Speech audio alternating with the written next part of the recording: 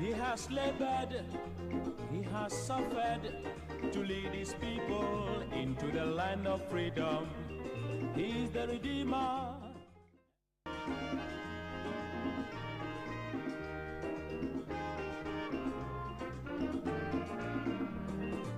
He has labored, he has suffered to lead his people into the land of freedom. He is the Redeemer. He has labored, he has suffered to lead his people into the land of freedom. He is the Redeemer.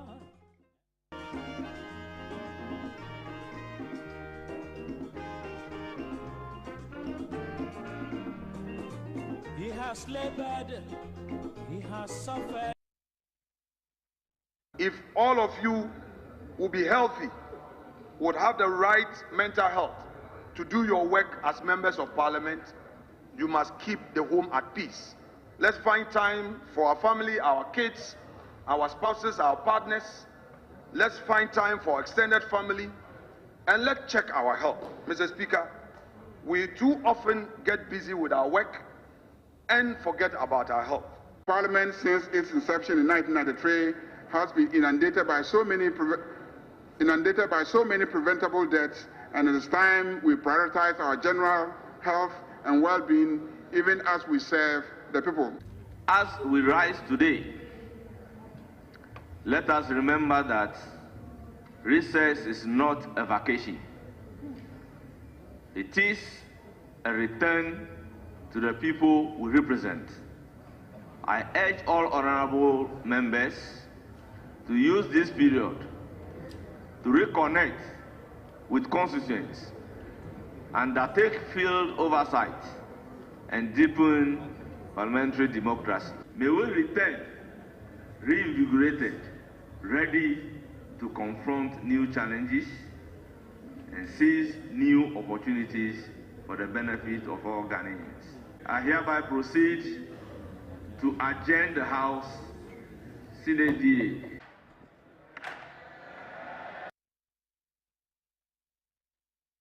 Following the successful launch of the second edition of the Democracy Cup, I wish to bring to your attention some important updates regarding the schedule of activities to mark the event. The main event, which will feature a thrilling derby between city arch-rivals Accra House of Folk and the Great Olympics, will take place on Friday, August 29, 2025 at the University of Ghana Sports Stadium. As part of the day's activities, we are excited to announce a curtain raiser match between Parliament and Judiciary. Negotiations for this match are far advanced, and we are hopeful of a fruitful collaboration with the judiciary, with the involvement of the acting Chief Justice. Parliament's team will be captained by the Honorable Mahama Ayariga.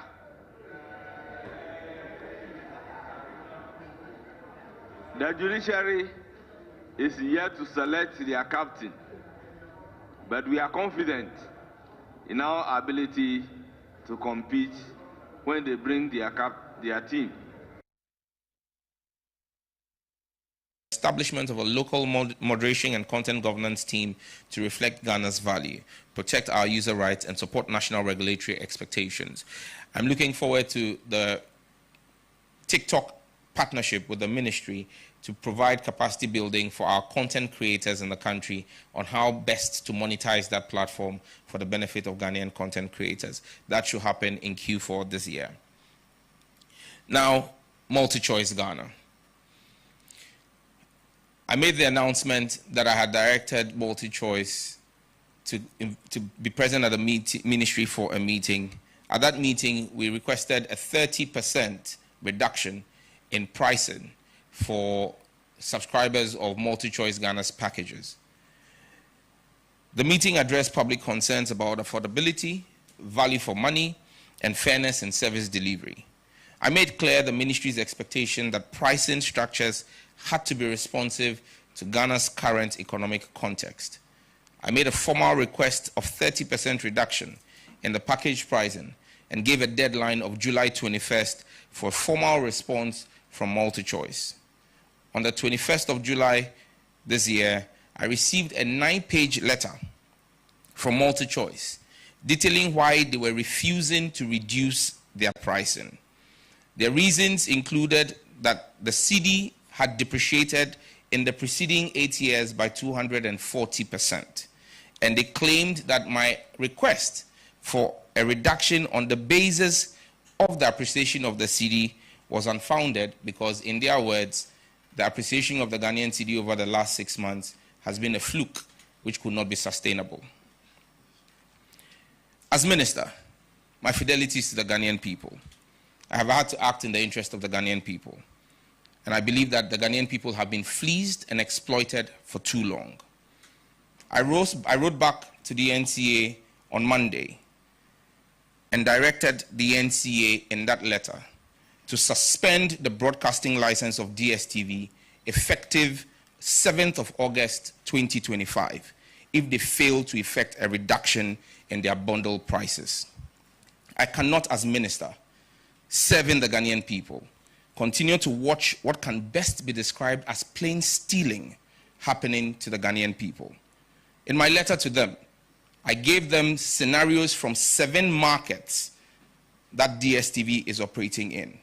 The same content in the premium bouquet that is offered to Ghanaians for $83 equivalent is offered to Nigerians for $29 equivalent.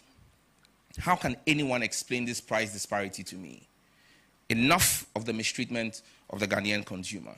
They either comply with the reduction, because in Nigeria, in the same time frame that they say the Ghanaian cedi has depreciated by 240%, the Nigerian naira has depreciated by 409%. If Nigerians are paying equivalent of $29, DSTV must charge same here in Ghana, or we will suspend their broadcasting license effective 7th of August 2025.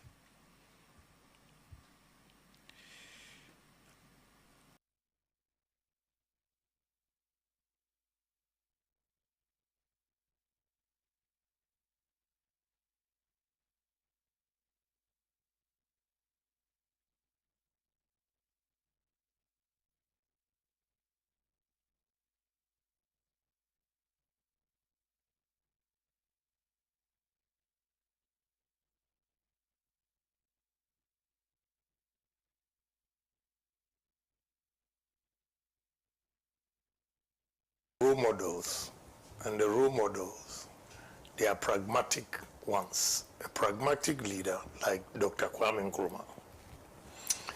When you look at the existing infrastructure in this country, about 60% of it was done by Nkrumah in the period of 9 years, from 1957 to 66. And up to now, we have not been able to match what he did.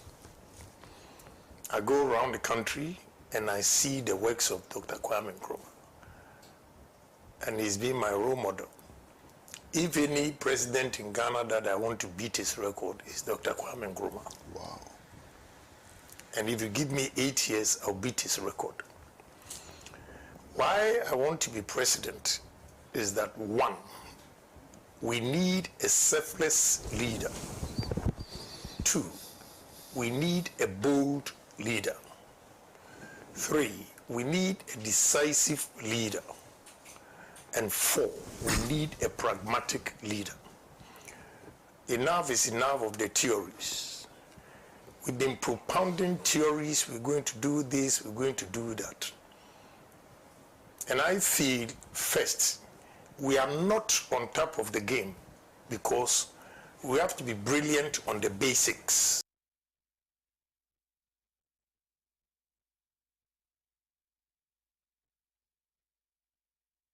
At the Achimota Hospital, patients complained about long winding queues, with some lasting up to 8 hours. The shocking and concerning situation were no different at the Ofanko Municipal Hospital, where the absence of senior health superintendents, drug pricing, National Health Insurance Scheme coverage equally affected healthcare delivery.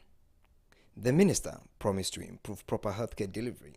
Wants to see the waiting time. Somebody wants to see the medical doctor waiting for 2 hours, 3 hours, 4 hours, in some cases 5 hours before seeing a medical doctor. I mean, this is highly unacceptable. We have also, drawn their attention to the fact that they should also be using the appointment system. You know, if they are able to schedule people, I think it also, reduce the waiting period. So there are things we have discussed, and I know they have also promised that they have put systems in place already, but it's yet to give them the results, and they will improve upon it. Issue of co-payment, people who are subscribers of the National Health Insurance, but will have to pay extra money although they are subscribers, long hours of waiting, and other issues. So we've had meetings with them. We will do what we can as ministry, and then we've also encouraged them to do more. He further indicated that the government will soon roll out a PPP arrangement for the sustainability of infrastructure development. It is not sustainable for government to continue to provide equipment for health facilities across the country, because you provide the equipment, they go faulty, they become obsolete, and you have to bring another money to replace them or to fix them. It's not sustainable. That's a fact. You may disagree with me. And so in as much as government will continue to supply some equipment, we are going to go the PPP way. That is government direction on retooling.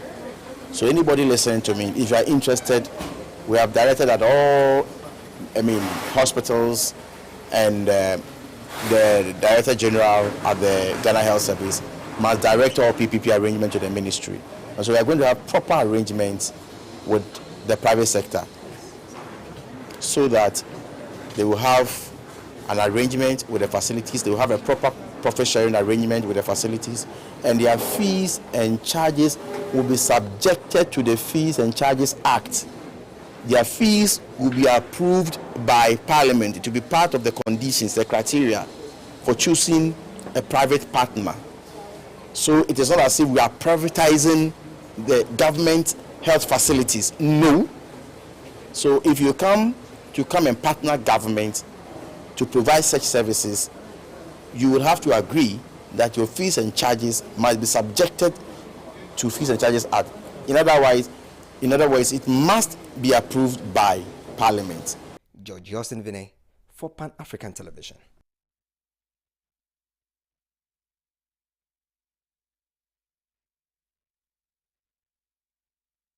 Born on May 17, 1954, and Christine Samuel Penyin Yali, he developed a passion for lifelong learning as a daring and adventurous individual at the Asanteman and Asankigura Senior High Schools, where he obtained his ordinary and advanced level certificates. An alumnus of the University of Ghana, Central University College, the Ghana Institute of Management and Public Administration, in addition to the Ghana School of Law, these institutions helped shape his analytical and administrative capabilities. Transitioning seamlessly into politics, he served as a member of the Consultative Assembly, which drafted the 1992 Constitution, Metropolitan Chief Executive of Cape Coast, and Deputy Minister for Environment, Science and Technology. A seasoned legal practitioner, he said, He has labored, he has suffered to lead his people into the land of freedom. Well, good morning, and thank you very much for choosing the mother of all talk shows, Alhaji and Alhaji. And we're broadcasting live from the studios of Pan-African Television. We are live on TV. We are also live on social media, Facebook, Pan-African Television, YouTube, Pan-African Television. I always tell you that if you're using any of those platforms, use their comment section, share a thought or two on what you think about the discussions we have, and I will share it with the rest of the listenership as we go along. Thank you once again. I am SENA NOMBO. Of course, our production team was just showing to you some videos of Ambassador Sampiale's most recent appearance on the mother of all talk shows, Alhaji and Alhaji. This morning, the family well-wishers are all gathering together at the forecourt of the State House. It started 8 a.m. To bid a final farewell to Ambassador Sampiale. Well, one thing you know about Ambassador Sampiale is one of those who do not joke with this platform. He treasured not only the platform of Alhaji and Alhaji, but also appearing on the 2 channels that have become partners in putting together this show, both Pan-African Television and Radio Gold. Well, we can't say it enough that he will be sorely missed. Well, business must go on. And this morning we're having 3 discussions on 3 issues. The very first one is on the Akwatia by-election. A few things to note. Now, this is the Electoral Commission, 30th July 2025, that they issued the statement. And the heading is Akwatia Constituency Parliamentary by-election. It says the Electoral Commission wishes to announce for the information of the general public that following the unfortunate death of the Member of Parliament for Akwatia constituency, Honorable Ernest Kumi, the seat of the constituency in Parliament has become vacant. In accordance with Article 1125 of the Constitution, as amended, the Electoral Commission will hold a by-election in the constituency on Tuesday, 2nd September 2025. Accordingly, the Commission will receive nominations from prospective candidates for the election of a Member of Parliament for the said constituency. The nominations will be received at the Denchemboa District Office of the Commission from 11th August 2025 to 13th August 2025 between the hours of 9 a.m. to 12 p.m. Okay, so this is how it will work. They said they will receive nominations between the hours of 9 a.m. to 12 p.m.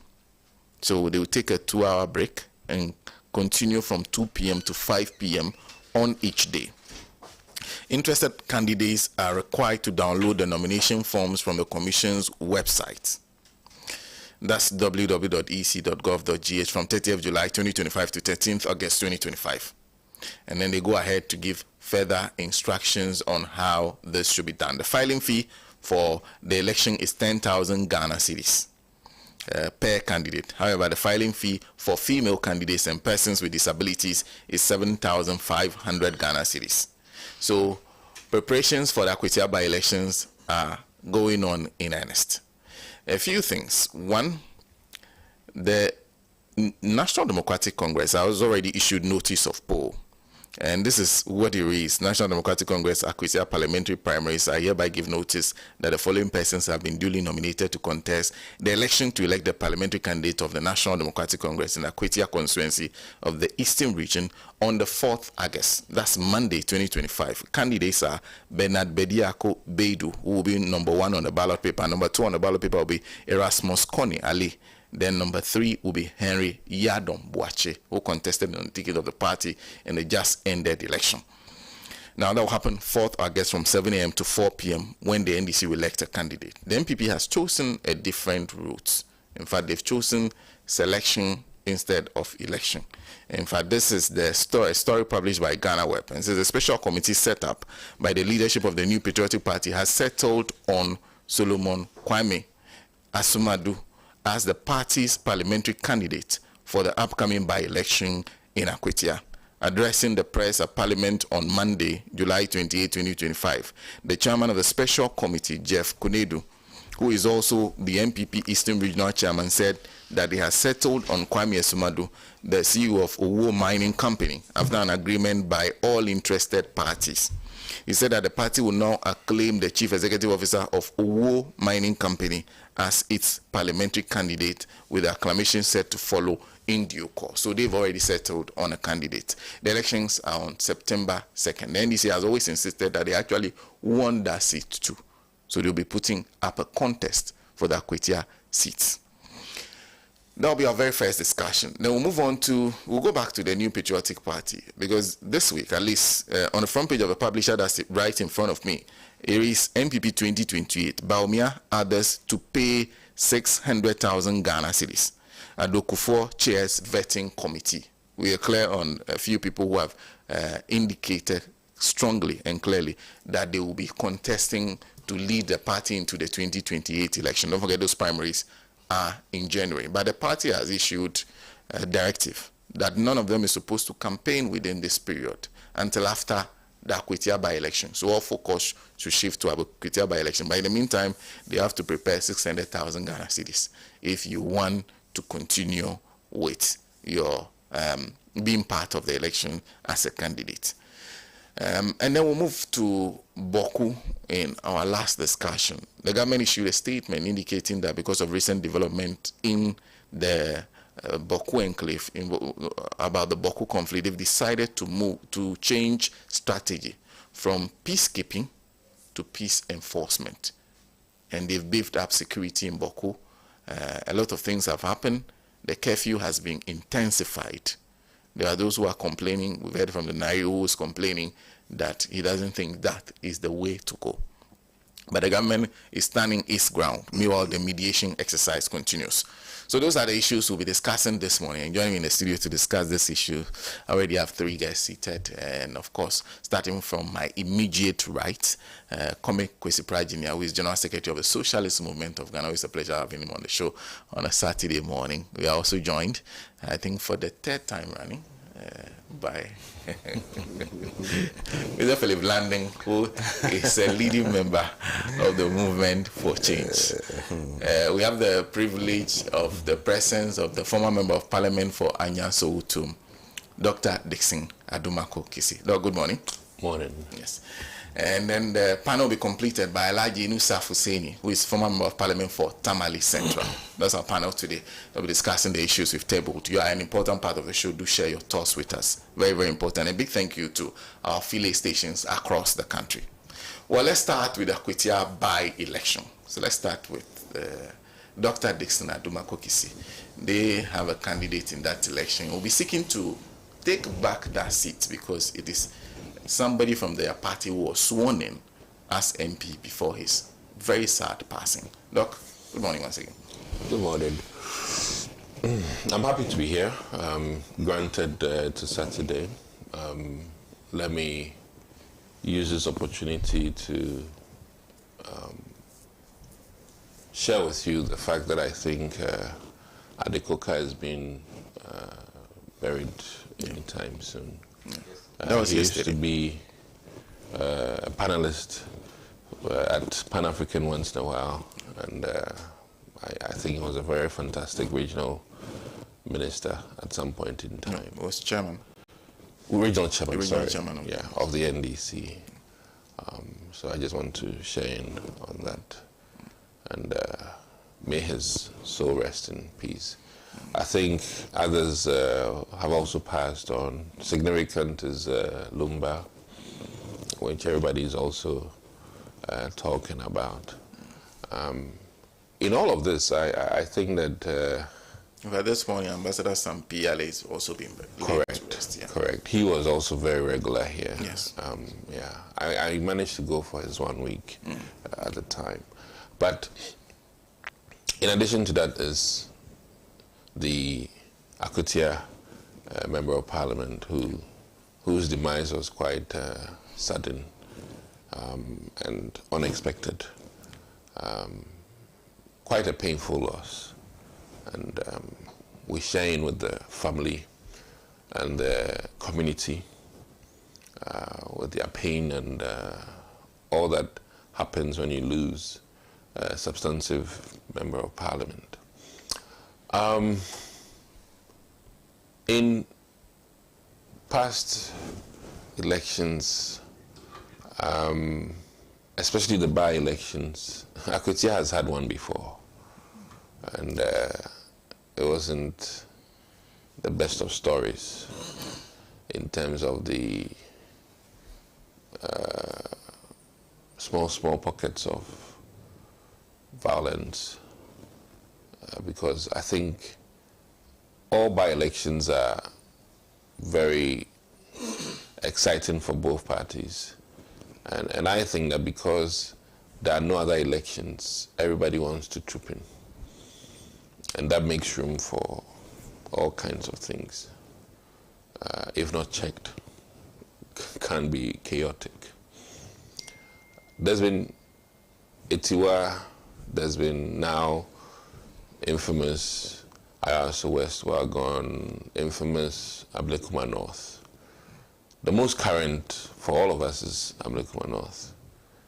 And if we go by what happened there for just 19 stations, then I think our call should be on the two parties to behave in a very professional way, in a very democratic way, where there's belief that it's your message that matters, your policy direction that matters, and ultimately who gets to develop the constituency better, or who will be making significant contribution to the national discussion.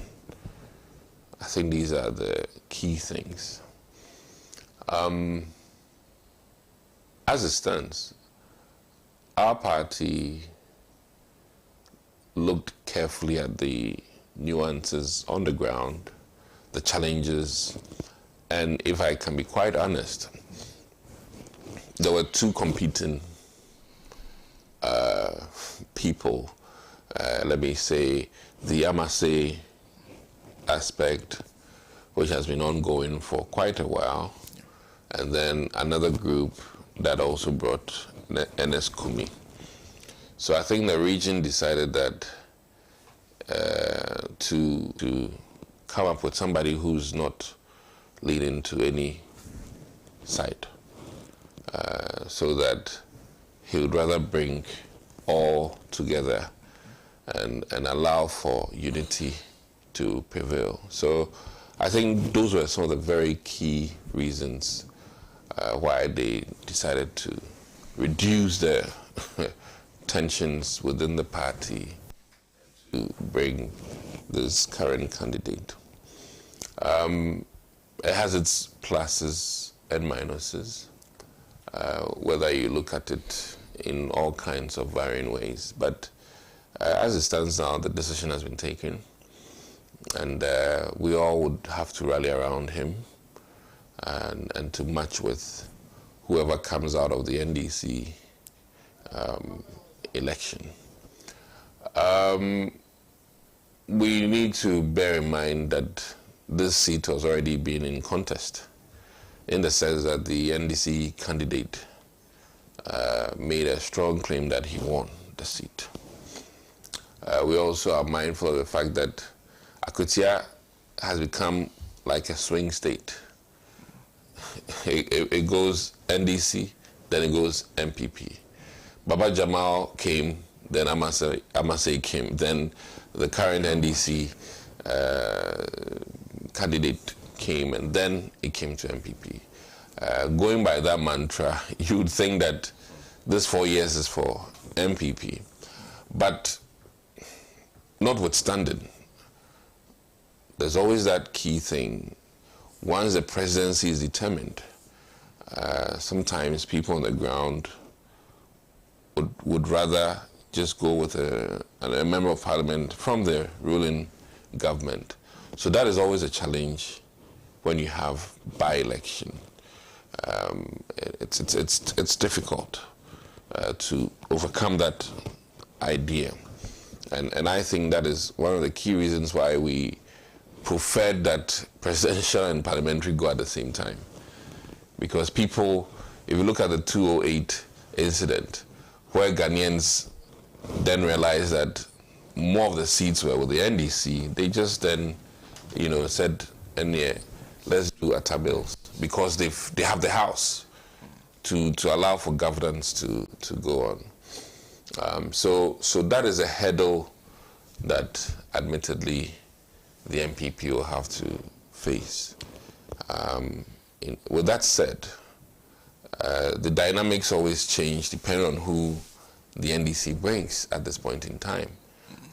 Should they bring the former MP, maybe he might have leverage over the other aspirants within the NDC because of his being known to even prove it even better. On the other hand, this match is not with the late former MP, it's with a new candidate. He comes on board with either where he's coming from, whether Igbe town or not Igbe town, you know. So I remember the former NDC chairman, I think he came from Akwatia. Yes. Though he has a Voltairean background, he came from Akwatia. And for that matter, who knows? Where he came from in Akwatia might be strong NDC. And if this MPP person is from there, how does the dynamic change? It matters a lot. So we'll wait and see who will be matching the MPP candidate. Some are descendants from Wenchi, and I hear it plays a huge role if you're in Akwatia from Wenchi or not, or if you're in Akwatia from Volta or not. So we'll wait and see how that comes up. But ultimately, the bigger picture is that challenge of continuing the vision of the MPP in Akwatia for the next 3 years, or making a decision to do business with the current government. I mean, I think that is really the decision at hand. So we'll watch, but my biggest thing is that the IGP, with the greatest of respect, has to change his approach to by-elections and not bring the kind of police force that was run through by, let me use the word hoodlums, or let me use the word people who come to elections with only one goal: to inflict mayhem and cause destruction. I'm still at a loss as to why we cannot exit some people when we see them on campaign grounds or election day. There are some characters that I think that should be profiled, and that the police units should not even allow near any centers. And I think that I want to see that in this by-election, where people who certainly can be identified as masked people who have no credentials from government, who usually are buffy men, let me put it that way, from either of the parties. Should that be the case, there should be a way and manner of getting them out of the perimeters on the election day. And there should be a strong warning that if such characters are seen anywhere near Akwatia, they'll be detained until after the elections are over. And unless you can prove that you are a polling station person, you have a current EC card that tells that you are voting, and even if that's the case, it can't happen that there are 5 of you walking together, or 6 or 10 of you in such groupings.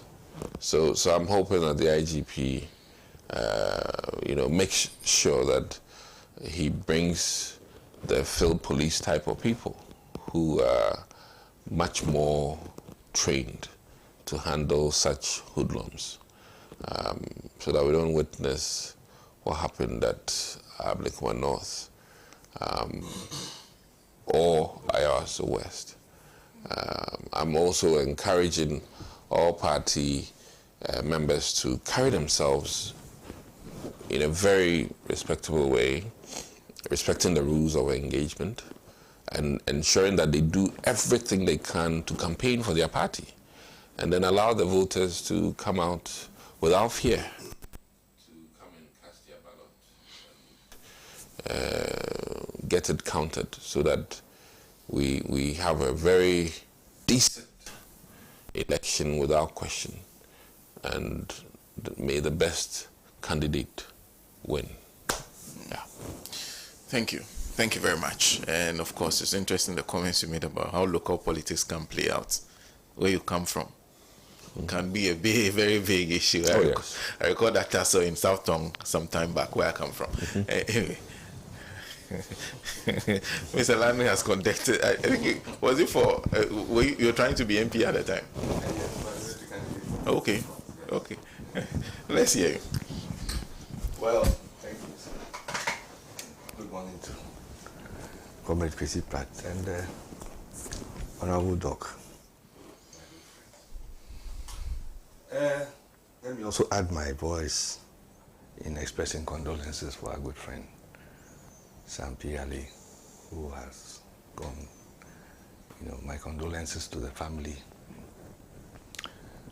the wider NDC party, and Ghanaians at large. Well, the issue of Akwatia by-election. Of course, I will also want to express condolences to the family of the belated Member of Parliament. The Akwatia by-election has come, and one thing I observe is that in these recent few days, it has been quite quiet. We're not hearing any noise, unnecessary noises. Unlike some of the noises we heard in the immediate aftermath of the Ablekuma North election that was held. And yes, the seat has changed twice, or switched sides twice. And there's a lot of anticipation, particularly because the MP who is being replaced was from MPP, and now NDC is in power. There was some contention about that election in itself, but today the election has come and they are going again. The New Patriotic Party has selected a candidate. From the outside, observing what is happening, it seems to have gone smoothly. I just hope that it is as smooth as it appears. The NDC is going through the process of selecting a candidate. One would have thought that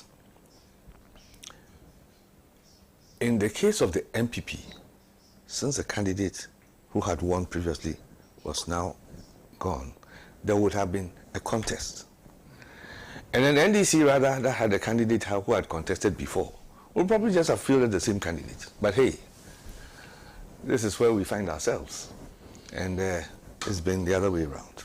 Whatever it is, both parties are going through their processes to nominate a candidate and then face the election. Yes, the election is going to be influenced very heavily on some very local dynamics. Local dynamics starting from how the constituency sees the performance of the two parties. One party is in government, so the constituents will look at the performance of that party and its performance in government. The other party is in opposition. The constituents will look at the performance of that party in opposition. And these two determinations will also go a great way in, advising them as to how they vote.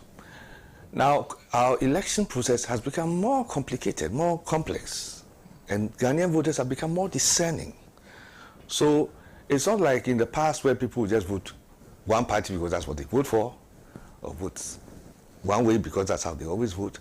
But people will look carefully at the going situation. They will look very carefully at the candidates presented. In terms of the parties themselves, first of all, like I said, there's one party in power and in government.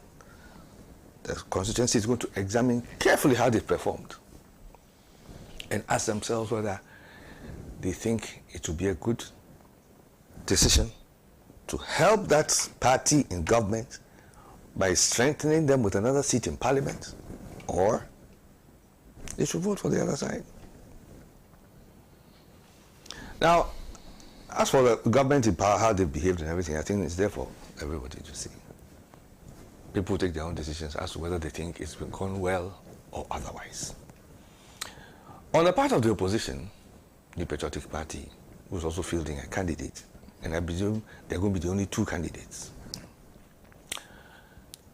The constituents also consider very carefully how, in choosing a new patriotic candidate coming to Parliament, whether he's also going to be boycotting and walking out half the time. They will want a candidate who will be there to see to their grievances and fight for their cause. So these are all considerations.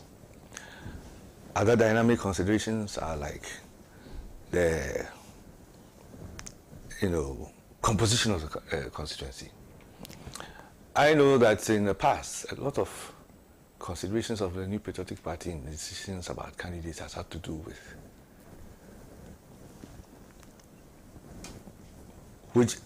where these people are settlers, these people are the indigenous, these people are from here, these people are from there. It hasn't helped the party. It has not helped the party. And Ghanaians have departed from that way of choosing candidates. People will choose a candidate because of their personal relationship with him.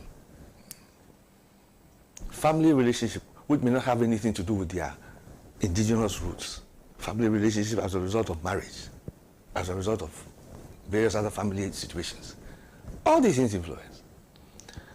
So, yes, these are real-time considerations that the people are going to be looking at.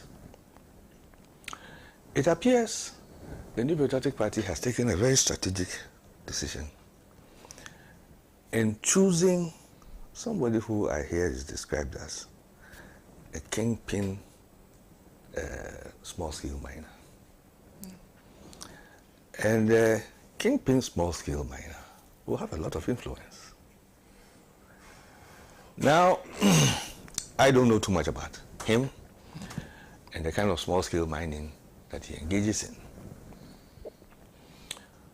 So it could work for or against him in the real dynamics of the situation. That will also be very influenced about how he himself has gone about his operations on the ground.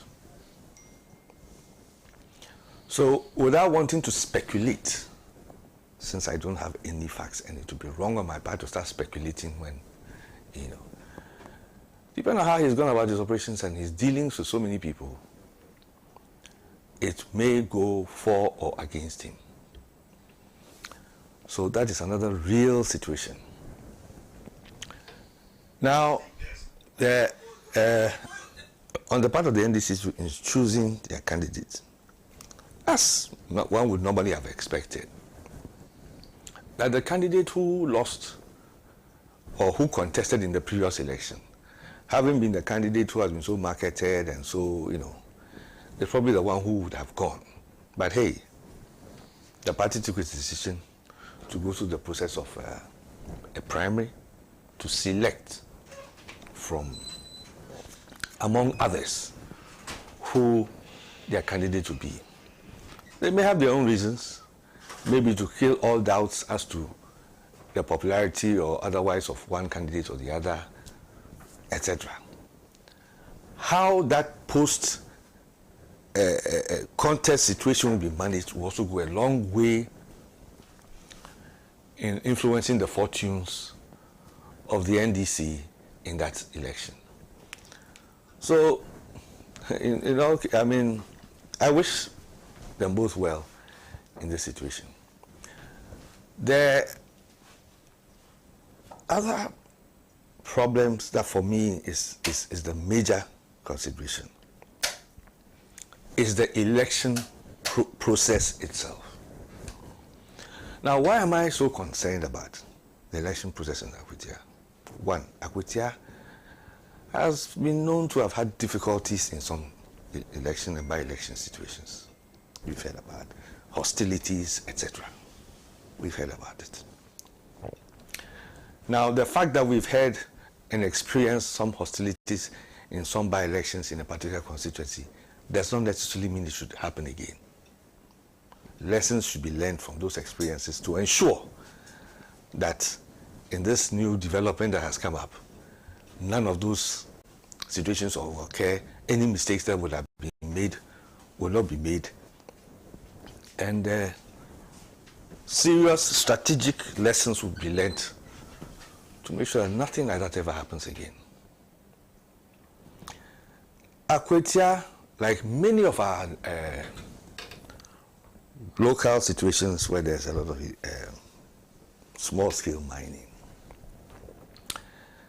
there's a high incidence of small arms. High incidence of small arms.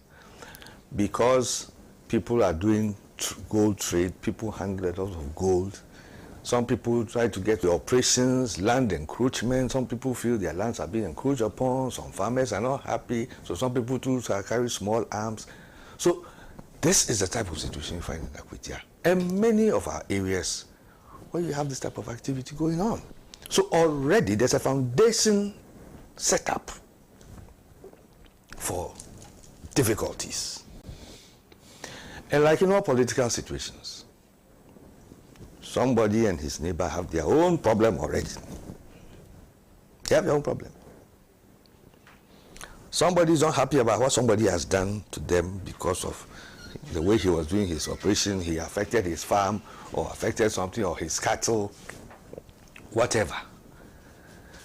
So some of these problems exist.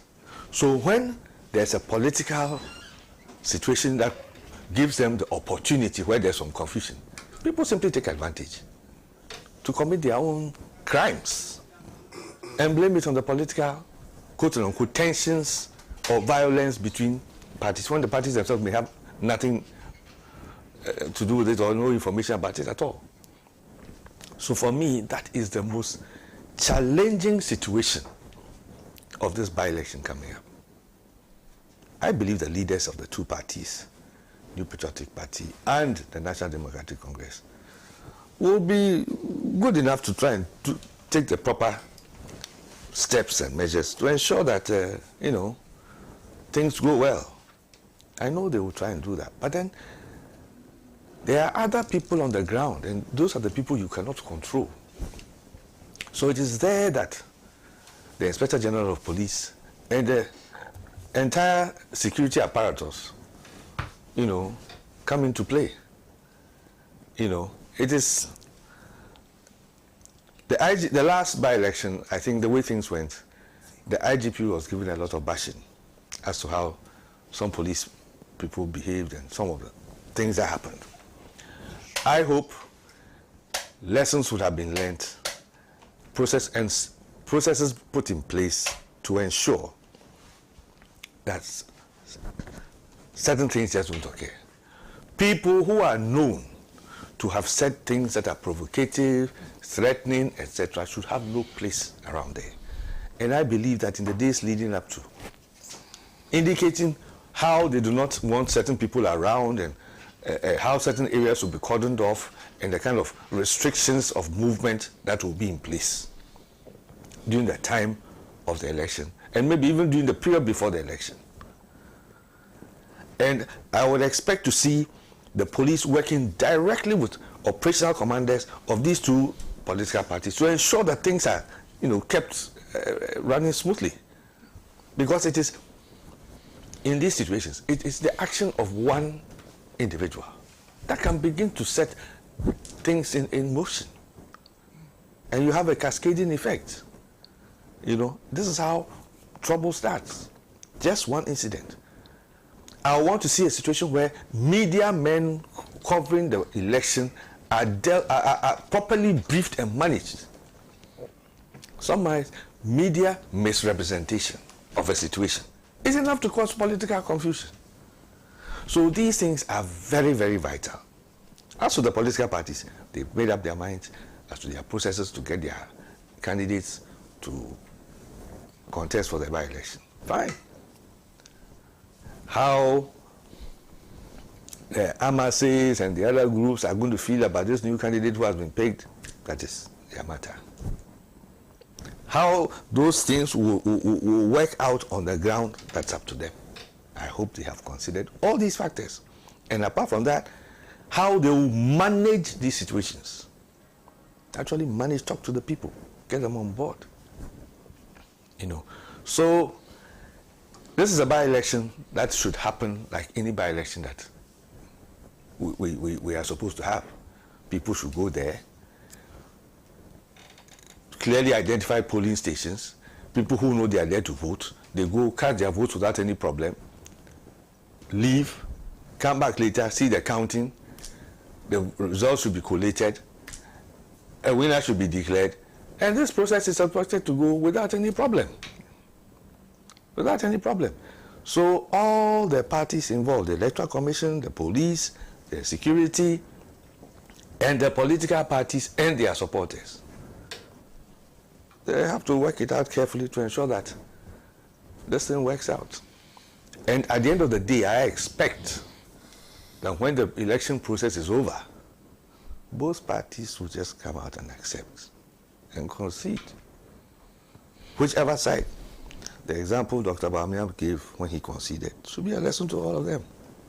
Whoever lost, come out and concede. That's okay. I've gone through the process, I've lost. Fine. And then the country moves forward.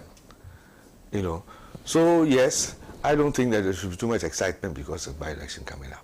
I don't think there should be too much excitement because we've had some difficulties in that constituency before in similar by-elections. But I think that the Inspector General of Police particularly, the leaders of the two political parties particularly, they should work together and ensure that this process goes smoothly, and at the end of the day, there's a replacement in the House of Parliament for the MP who's gone. Thank you. Thank you. Thank you very much. If you just join us, this is the Mother World Talk Shows, Alhaji and Alhaji. We are live on Pan-African Television. We are live on our social media handles, Pan-African Television, Facebook, on YouTube. Of course, live on radio, on Radio Gold. We are also live on Kiss FM 89.7 in Takoradi, Shine FM, Akachi 96.9, Hales FM and Akulu 91.7, Newas Radio, Ketekrachi on 89.7, Sela Radio Dabala on 97.1, Diamond FM in Tamale is on 93.7, Bewa Radio Yendi on 106.5, Radio Kitawan Saboba 95.7, Benya FM Elmina 105.7, Global FM 105.1 in Ho, Zebs FM 95.9 in Zebila, True FM 92.5 in Adeso, Lamara FM 89.1 Triponi, Buem 88.7 FM in Jasikai, Lukusi 96.1 in Virgo Lokwati, Tyne FM 90.9, Sekpele FM 104.3, Akmini Radio in Kpando, Denigba Radio 90.9 FM, OT Radio in Dambai. Thank you all very much for giving us your platforms, because this morning we are discussing the Akwatia by-election. Of course, the EC this week made an announcement of the processes that will go into the elections. The NDC will elect a candidate on August 4th. That's Monday. The MPP has already selected a candidate. They will go head-to-head. Interesting, won't change anything about the dynamics in Parliament. NDC already has 2/3. MPP has less than 1/3. Oh. Good. I want to listen to you. You are inviting me to. Yes. Let me say good morning to my brother, friend, and comrade Kwesi Pratt, brother Philip London, my good brother and friend who has been hard done by the MPP, Dr. Aduma Kukisi, and your good self. Indeed, today is one of the days that we will remember for a long time as family on Pan-African TV. One of our guys who appears regularly and who on Saturdays like this, when we are discussing matters, you can be sure that he's watching us. And then when something excites him, he will send in a text message. He's gone. Today, he will be making... we will be laying him to rest. And so let me take opportunity of this platform and on behalf of the family of Pan-African TV, and particularly Alhaji and Alhaji, to say that we pray that his soul rests in perfect peace. Some Piyale was a perfect gentleman, was a true diplomat, was a comrade, had fellow feeling, was very unassuming, let me put it that way. But clearly, he was somebody who understood and appreciated that the common humanity of man must always be upheld over personal idiosyncratic beliefs. He's gone, just like we will all go. We are here bidding our time. And in God's own time, we will join him wherever he is. So rest in peace. And just like yesterday, Adeko Katu left. It was intent. These matters, the matters that should agitate our attention, attract our attention, and to know that we are all mortals and we will go, whether we like it or not. Because life is like a stage. You come to play your part. And when the curtains come down, you disappear. Shakespeare. Now, so just like Mr. Philip London said in his concluding remarks, to be honest with you, the by-election in Ablekuma ought not to have attracted our attention at all. It's a by-election. It's a by-election that has come about as a result of one of the conditions under which a by-election can occur. The death of the elected MP. So yes, the consensus we have all agreed to as a country is that when an MP resigns under his name, a vacancy is declared. When an MP is expelled from Parliament because he's breached the standing orders of Parliament by absenting himself from Parliament for a number of days without the approval of the Speaker and without a reasonable explanation to the Committee on Privileges, we have a by-election. When an MP is deceased, we have a by-election. So this is one of the conditions under which we can have a by-election. So in my case, I went to Parliament in 2006 in a by-election because the MP had resigned from Parliament under his name. So that was one of the conditions. The by-elections are very important.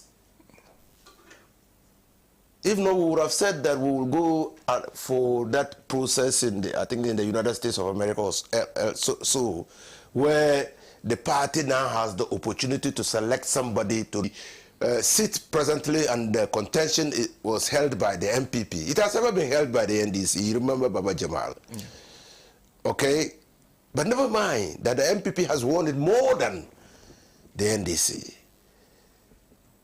That contest is a contest to determine again whether or not the way the NDC government is proceeding under John Dramani Mahama, the people of Akwatia appreciate that and will send their representative to Parliament to sit on the side of the NDC. So that's why NDC, even though presently has recorded 2/3 majority, is very interested in the seat.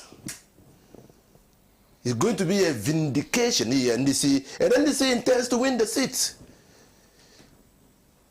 Honorable Aduma Kukisi, NDC intends to win the seat. Because for us, it's going to be a vindication of the effectiveness of the policies of government. And even if a by-election occurs in Bantuma today, we'll go there and contest the seat. Bantama. Yes, we'll go there and contest the seat. All right. But that is the party. Our party doesn't field a candidate for any constituency with the hope that that candidate will not win. Because of the nature of our policies, deriving from the social democratic leanings, we believe that we are people-centered. And so when the people, we were able to mobilize the people to come together in such a way as to take their own destiny into their own hands and chart their own trajectory of development, then you will be helping to catalyze the development of the country, because development itself must happen in set conditions, and the aggregation, like a snowball of those developments, will manifest the development of the country. So that's why we take it serious. And as I speak to you, MDC is already on the ground, campaigning in Akwatia. Matters have not helped the MPP by the fact that the legitimacy of that candidate, who unfortunately died, was in question. In fact, you recall that his swearing in itself in Parliament was a spectacle. It had to take the guarantees of the minority leader to allow him to be sworn in. And for the 6 or so months that he stayed in Parliament, he spent much of his time walking the corridors of the courts, tried to vindicate his position that he had been elected, validly elected into office. It's unfortunate that he never lived to vindicate that position. Sometimes I have a feeling that the tremors of that development, the fact that he could not rest, he was constantly under attack, was probably what exacerbated his death. Because not all people have the same composition, the same makeup, who can understand, withstand such challenges. So let me again pause here, extend my condolences to his family, his wife and children who he left behind. Yes. So he's gone. And we must have a by-election. Because the Constitution says that people must be represented. I've always said that if you read the Constitution and understand it well, one of the cardinal principles of parliamentary practice is that no people within this country can live without representation. Not even Sial. Not even Sial. That is why it has been considered a cardinal sin to have allowed the people of Saint-Trophy, Akbafo, Lolobi, and Lipe to stay out of parliament and representation for 4 years without an excuse. It's a cardinal sin. That is why I just read to you Article 93 of the Constitution, which said that if we miss parliament for a number of days without reason, meaning you cannot toy with representation. If you are elected to parliament, you cannot. That is one of the, probably the only condition under in parliament where your lack of attendance of parliament can lead to your expulsion from parliament. So representation is very important. Because you see, a government by the people, for the people, and of the people, simply means that everybody must have a voice in determining what happens in this country. So we have, yes, it has cost. But who says that democracy is not expensive? It's expensive. So we have to conduct elections and ensure. Why we are worried about Akwatia is what we have experienced in the past. The by-elections itself have always come with a level of violence, or a majority of the by-elections that we've had. And so, even with that Ablekuma, which strictly speaking was not a by-election, was just an attempt to complete the process, came with violence. And now we are going to Akwatia. So people are already talking about revenge attacks. Not so. So that's why we're worried. Probably that's one reason why we are discussing this. If not, it would have been one of the normal things that we all watch to see what happens. And so I take opportunity to draw the attention of all of us as Ghanaians that what unites us is greater, more compelling, more demanding than what divides us. That again, by our construction of the governance architecture of this country, we have elected to practice multi-party democracy. Simply means the liberty that is in our coat of arms, freedom and justice, freedom, that everybody should be free to choose where he wants to belong. That's a libertarian principle. Freedom, choose. And nobody should be held responsible for choosing. Exercising is free will. If that free will is in accordance with law. People can decide that they want to exercise their free will in robbing others. I'm not talking about that. That one is, that one is contrary to public policy. So yes, when we get to Akwatia, we must ensure, and the IGP must ensure, that his men are on the ground to protect lives and property. Akwatia must serve as a litmus test to the ability and capacity of IGP Yehonu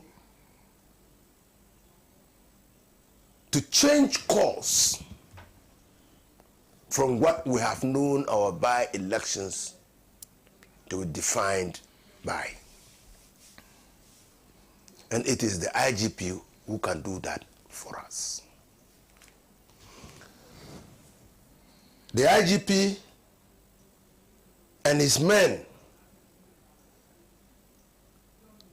must stand their ground.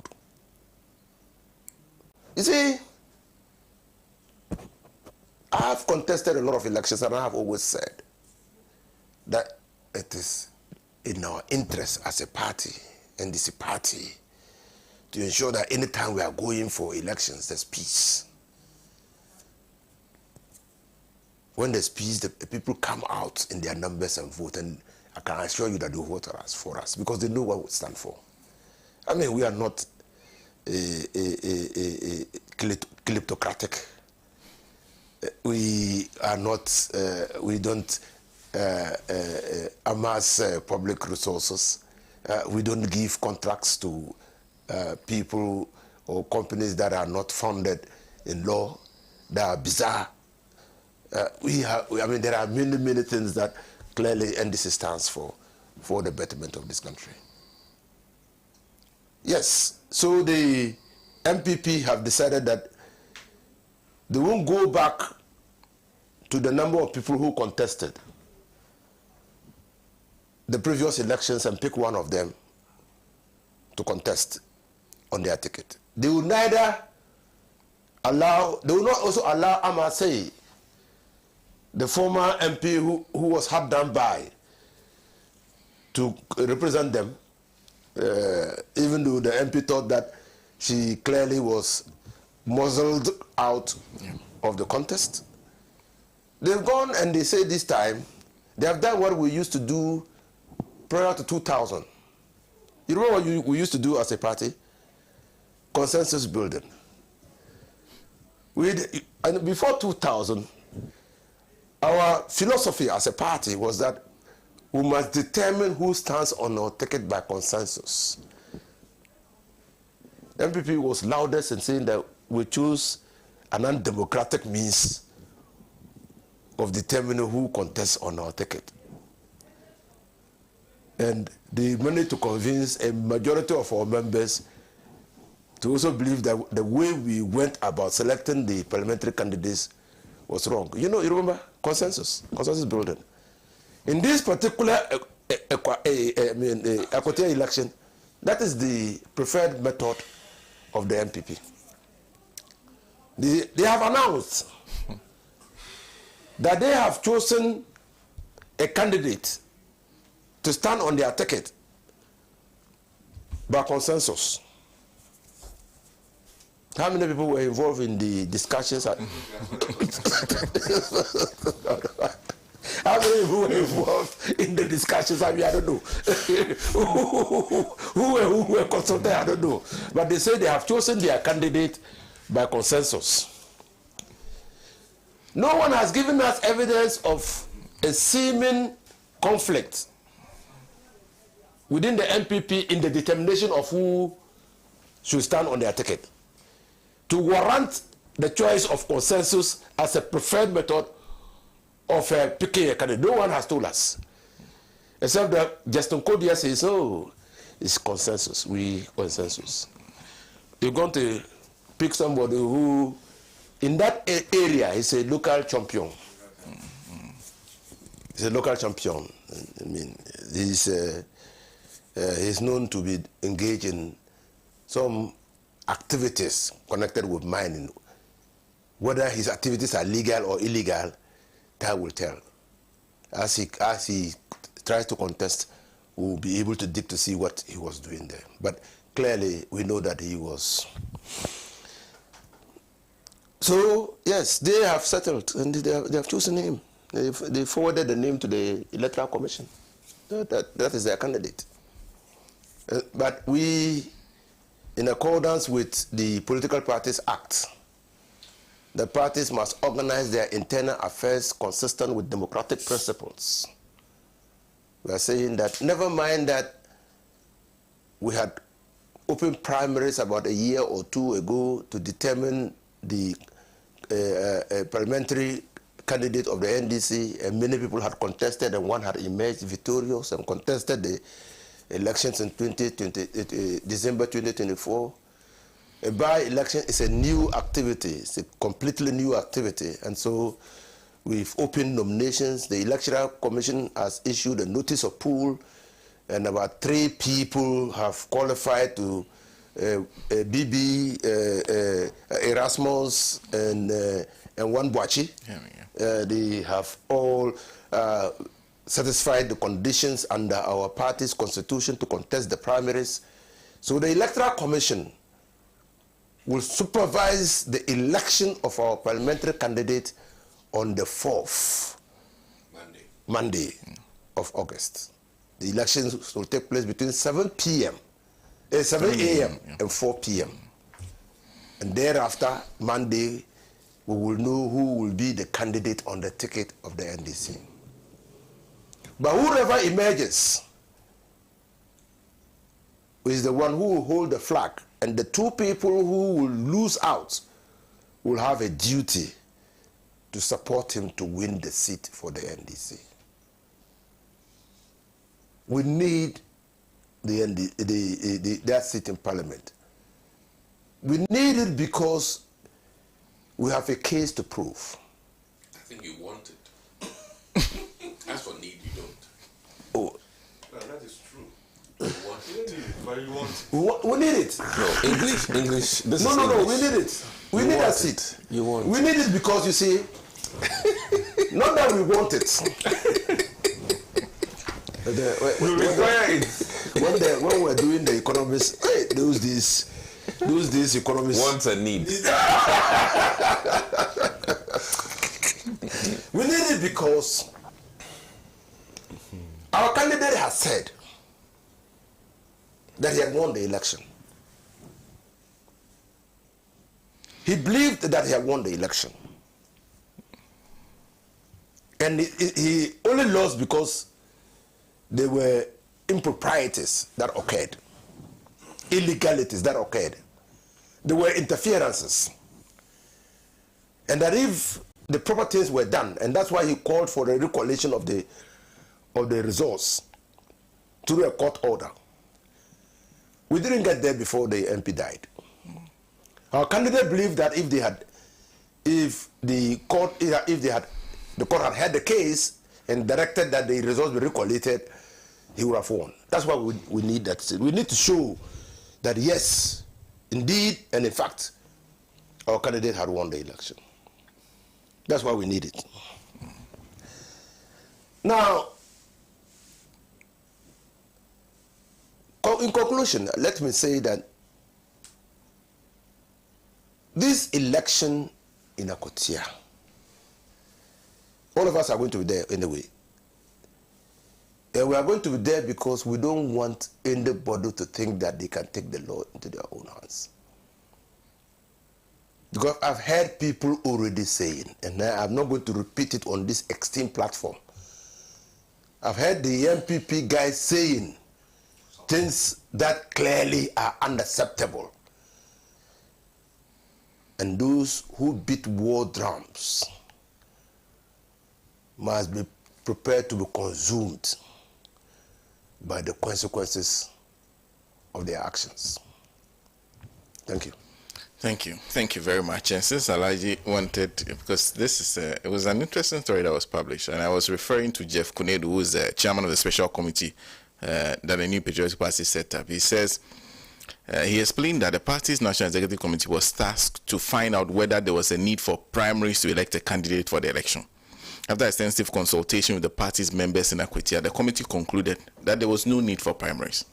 He indicated that after agreeing there should be no primaries, the committee also engaged the party faithful on the person to represent them in the election. Quote, people went into the constituency and gave them all the names that had expressed interest. Honorable Ameya Ochreme, Lawyer Oredu, Kwame Asumadu, Daniel Nyame, Osea Pia, to go into the constituency, into the villages, into the towns to throw out these names, to come back and report to us who the suitable person would be. When it came, the party saw that they had settled on Kwame Asumadu Solomon, and so we reported back to the council, and the council gave us a go-ahead to engage further and to follow due process to do a popular acclamation. So that is his telling. I must say that's the interesting part. Because I heard it, she was interested. That's what I heard. Yeah, that was rumored. Yes, it was rumored that yes. She wasn't? She wasn't? She didn't put it. Oh. Anyway, a few comments before Comic Sprite comes in. This one says, good morning, sir. Red alert. NDC's decision to contest Akwatia by election is legitimate and laudable, but the security must watch. He has a list of names. And other warmongers who are beating war drums and promising bloodshed in Akwatia. MEB has a history of bomb throwing. I was referring to political violence in Techema, Yawaso Sefi, Volta region, Ejura and Ablekuma, and are likely to cause mayhem in Akwatia. That's Ken William, who is saying that there's also this one from Togbe Kupe Damsa, the second, aka Babylon chapter 2, who says, yes, a panelist mentioned how voting pattern has changed of late, but if MPP were to be in power, earth-moving machines and contractors might be on Akwatia and its environs, convincing the electorate for vote and exit just after the by-election. Now, the chances are equal for both NDC and MPP. We expect people with bad intentions could be identified and restrained from polling centers that day. Thank you, Togbe, for that comment. Master Planner is also joining us. Honorable, okay. He says there's no tension in the MPP during the selection of our candidates. That's why I didn't hear anything. All those who, okay, that's not Honorable Alasan Suini. That's Honorable Inusa Husseini. Please, there was no tension in the MPP during the selection of our candidates. That's Master Planner. That's why he didn't hear anything.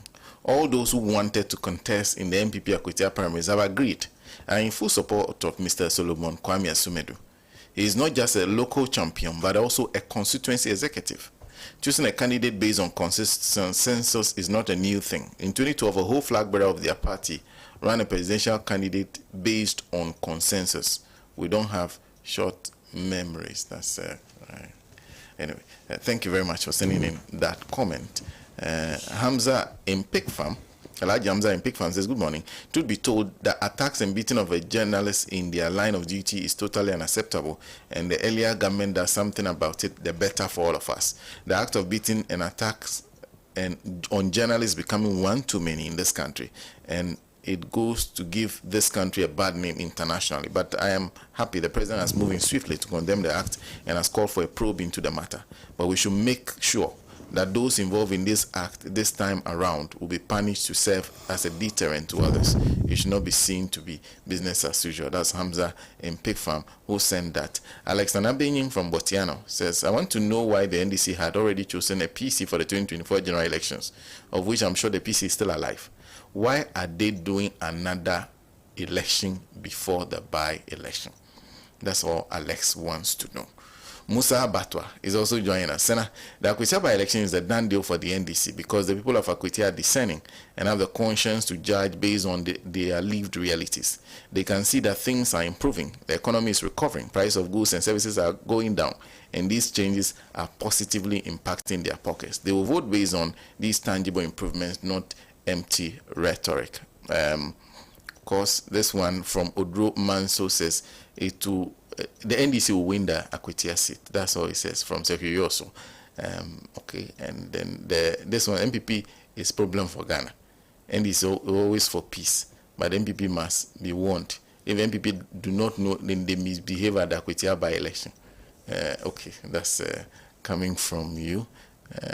Okay. Thank you all very much for the comments you're sending in this morning. Keep them coming. Keep them coming on the issue we are discussing. That's the Akwatia by-election. That's fast approaching. Come here, Pratt. Well, first of all, I'm so happy that I'm alive in 2025.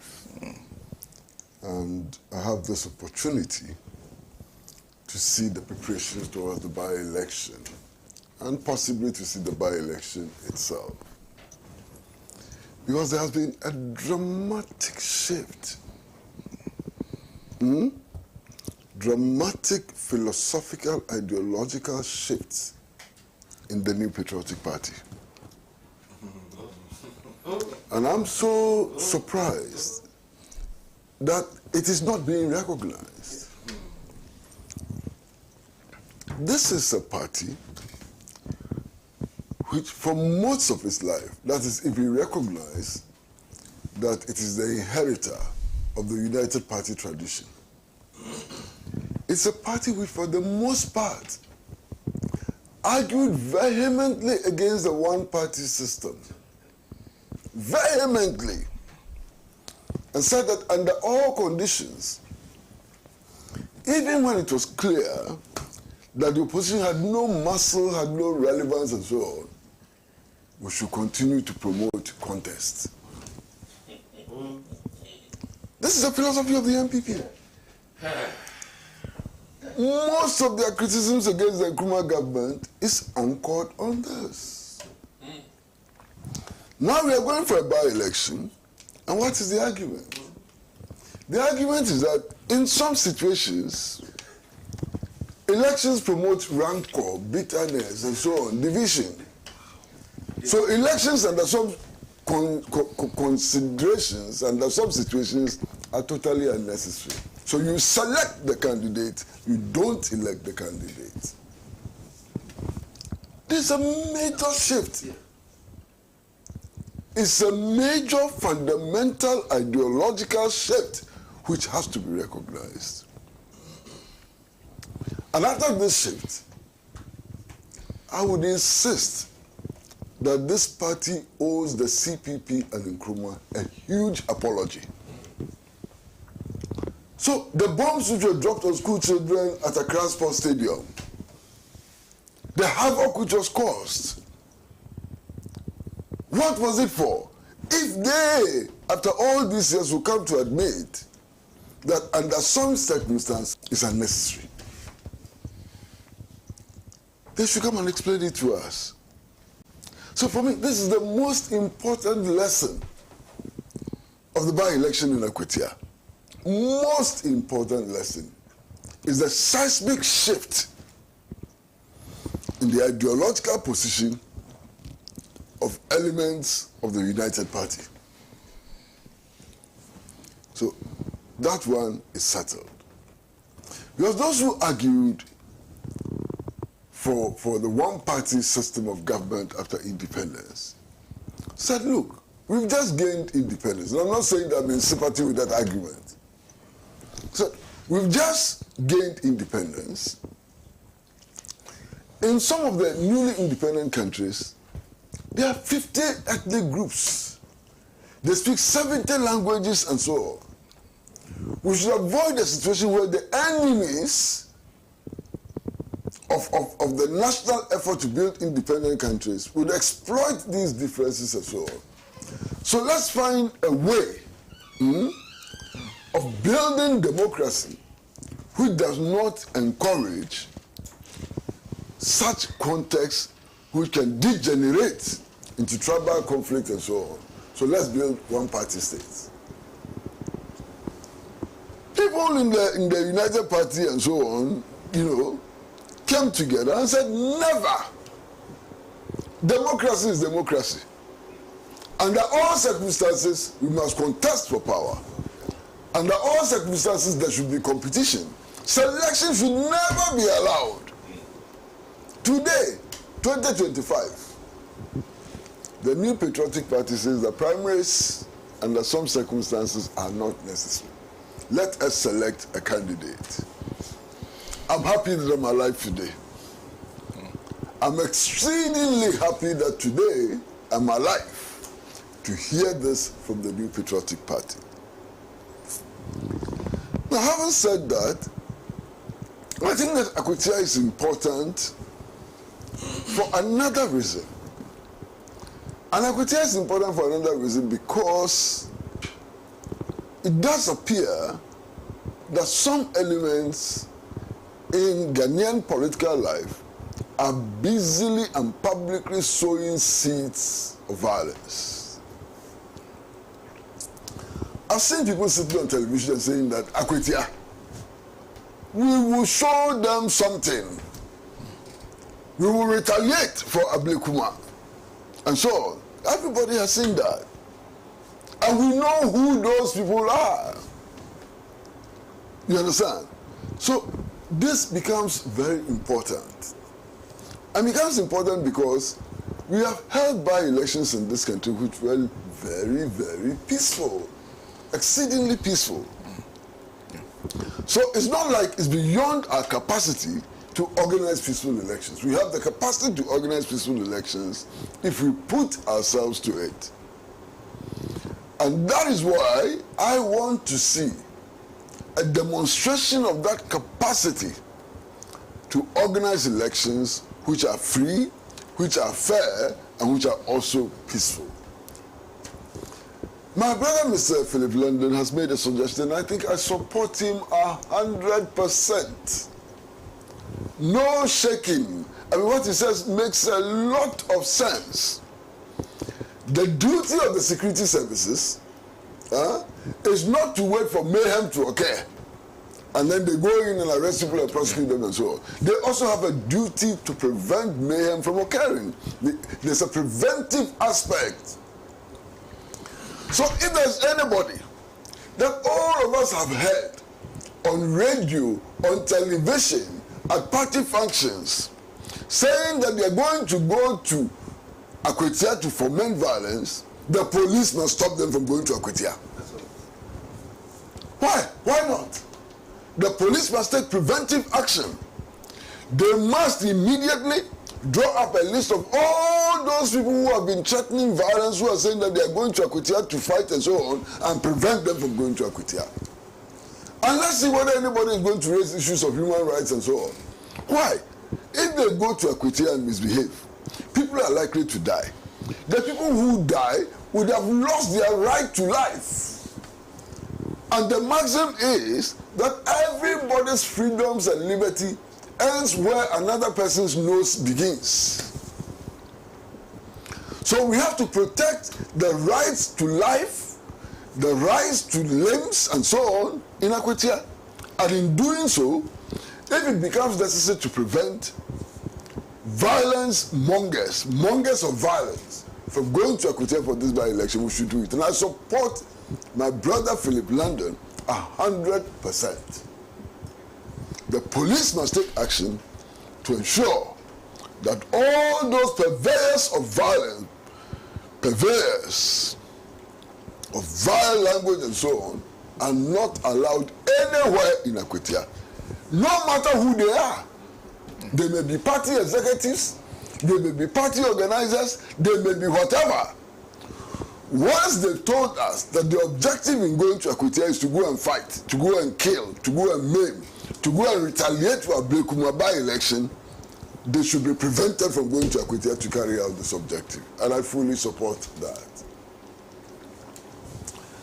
Now, if you look at this by-election, you may think that it is not an important election. You may be tempted to think that it's not an important election, to the extent that it doesn't change significantly in any way the balance of forces in Parliament. Whether the New Patriotic Party wins this or it doesn't win, the National Democratic Congress still has 2/3 majority. And because it has 2/3 majority, there are so many things that it can do without the New Patriotic Party.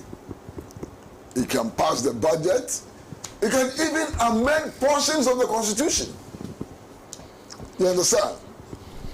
Even when it comes to entrenched clauses, it can trigger processes for referendum on entrenched clauses and so on without the New Patriotic Party. So, if you look at it that way, you may want to think that, oh, Akwatia really doesn't matter much, you know. Now, if you look at it from another angle too, the angle that Akwatia is a swing constituency. Sometimes the NPP wins it, sometimes the NDC wins it. So you might think that, oh, no matter who wins it, it's nothing, you know, just the normal thing and so on. There's a temptation to think that way. But you see, you can think in another way, which will compel you to see Akwatia as an important election. If you watch the behavior of the minority in Parliament, if you listen to the way they carry themselves, and for whatever it is worth, let them go to Akwatia and lose heavily and see whether they will learn a lesson from it. You understand what I'm saying? Let them go to Akwatia. Let them lose so drastically and dramatically and so on, and see whether they will learn a lesson from it. Because I think the minority in Parliament ought to start learning important lessons. They are not learning anything. Can you believe that the minority in Parliament, one of its criticisms of this administration and so on, is that petroleum prices have gone up?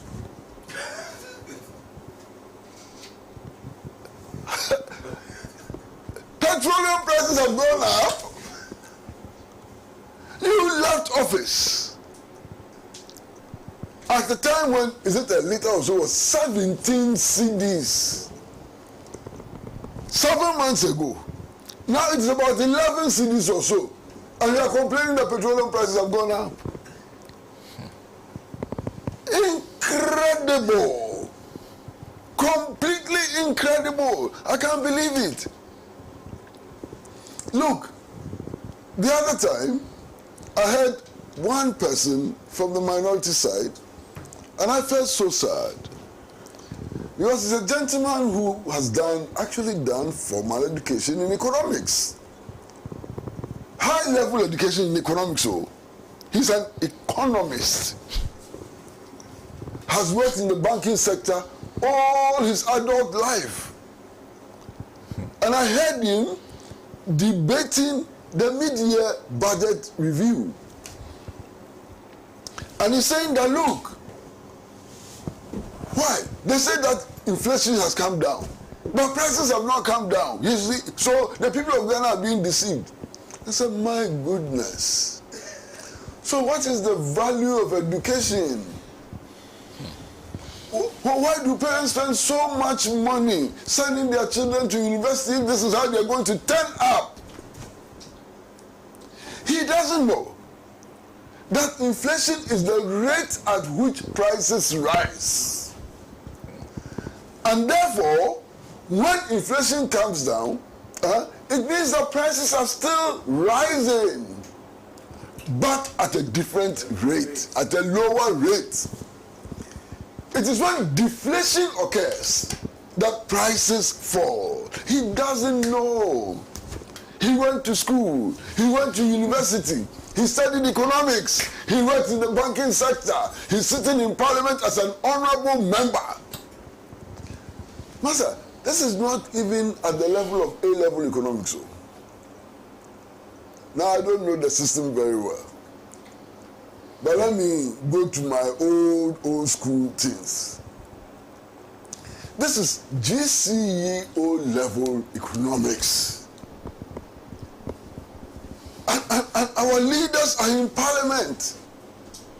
They have the opportunity to catch national attention when they are discussing the economy. The whole nation is looking at them live on television. You know how much it costs? Television space. Do you know how much it costs?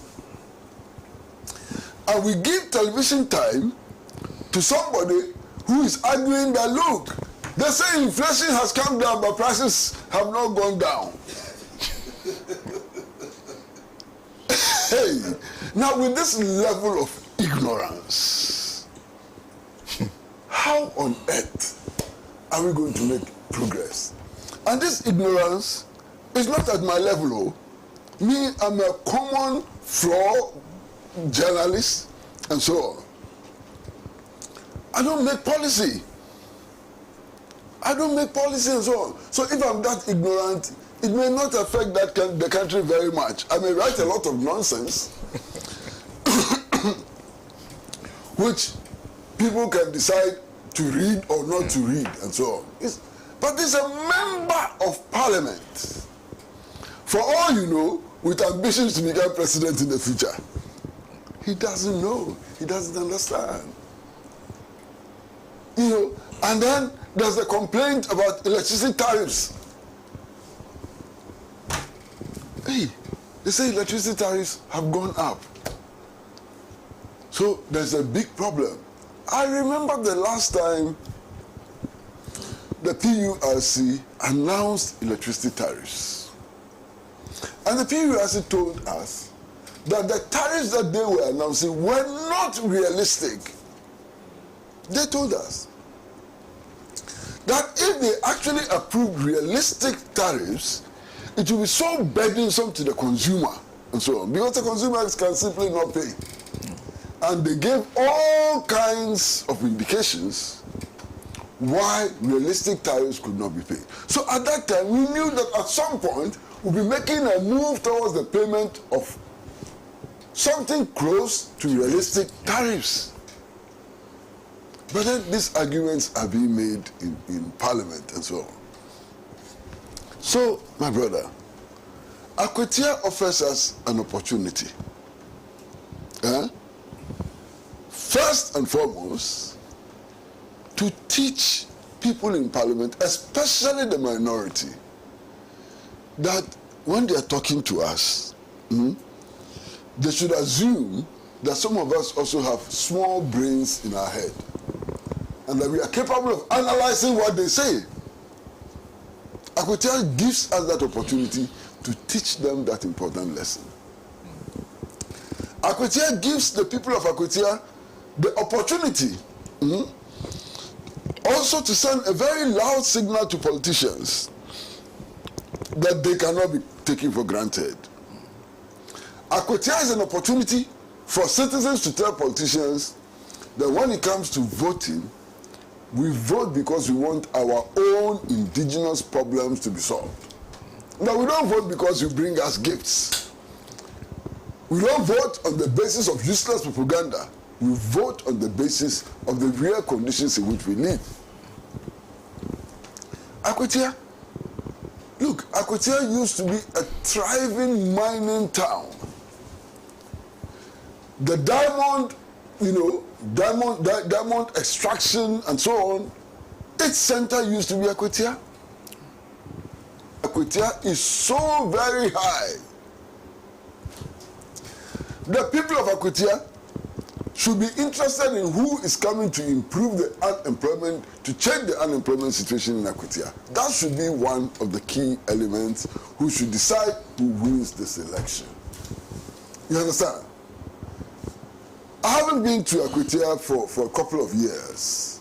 But the last time I went there, the infrastructure in Akwatia was in a horrible state. Are you voting for a member of parliament who cannot contribute in any way to changing the situation of Akwatia, the infrastructure in Akwatia and so on? What are you voting for? Vote for yourself. Vote so that educational material will be available to your children. Vote so that the roads in Akwatia will be improved. Vote so that you can get more employment in Akwatia and so on. That would be a meaningful vote. So we are waiting.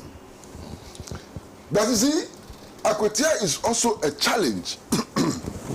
A big challenge to the new Inspector General of Police. Akwatia is what will justify the confidence reposed in him by President Mahama. If he fails in Akwatia, he would have failed the appointing authorities. He would have sent a very clear signal to the world that John Mahama made a mistake in appointing him. Previous IGPs were able to organize peaceful elections. So if he has taken the mantle, we are looking at him. I was going to speak some old Latin that I knew, but I'm not so sure that it will be correct Latin.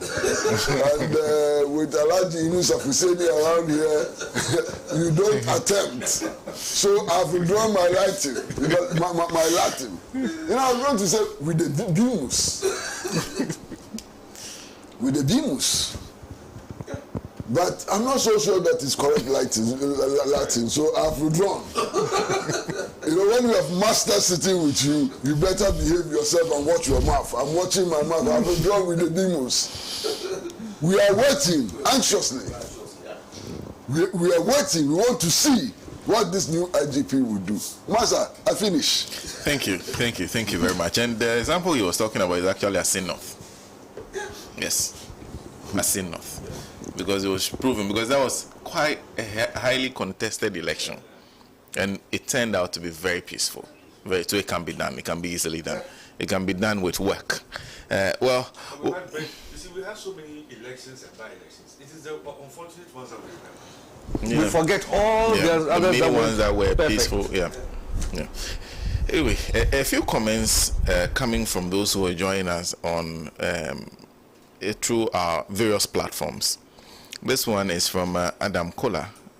Says, great Uncle Pratt for me. My brother, I hope the by-election will be peaceful, because we are hearing from MPP supporters, security must arrange must take the arrangements very seriously to protect lives and properties. Thank you very much for that comment. There's also this one says, Fenjo Makins and the MPP boycotted the budget but hurriedly joined the vetting committee, realizing there was, okay, there was money in it.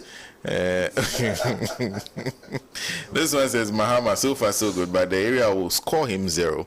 His failure to imprison even one of the, did he say, old appointees.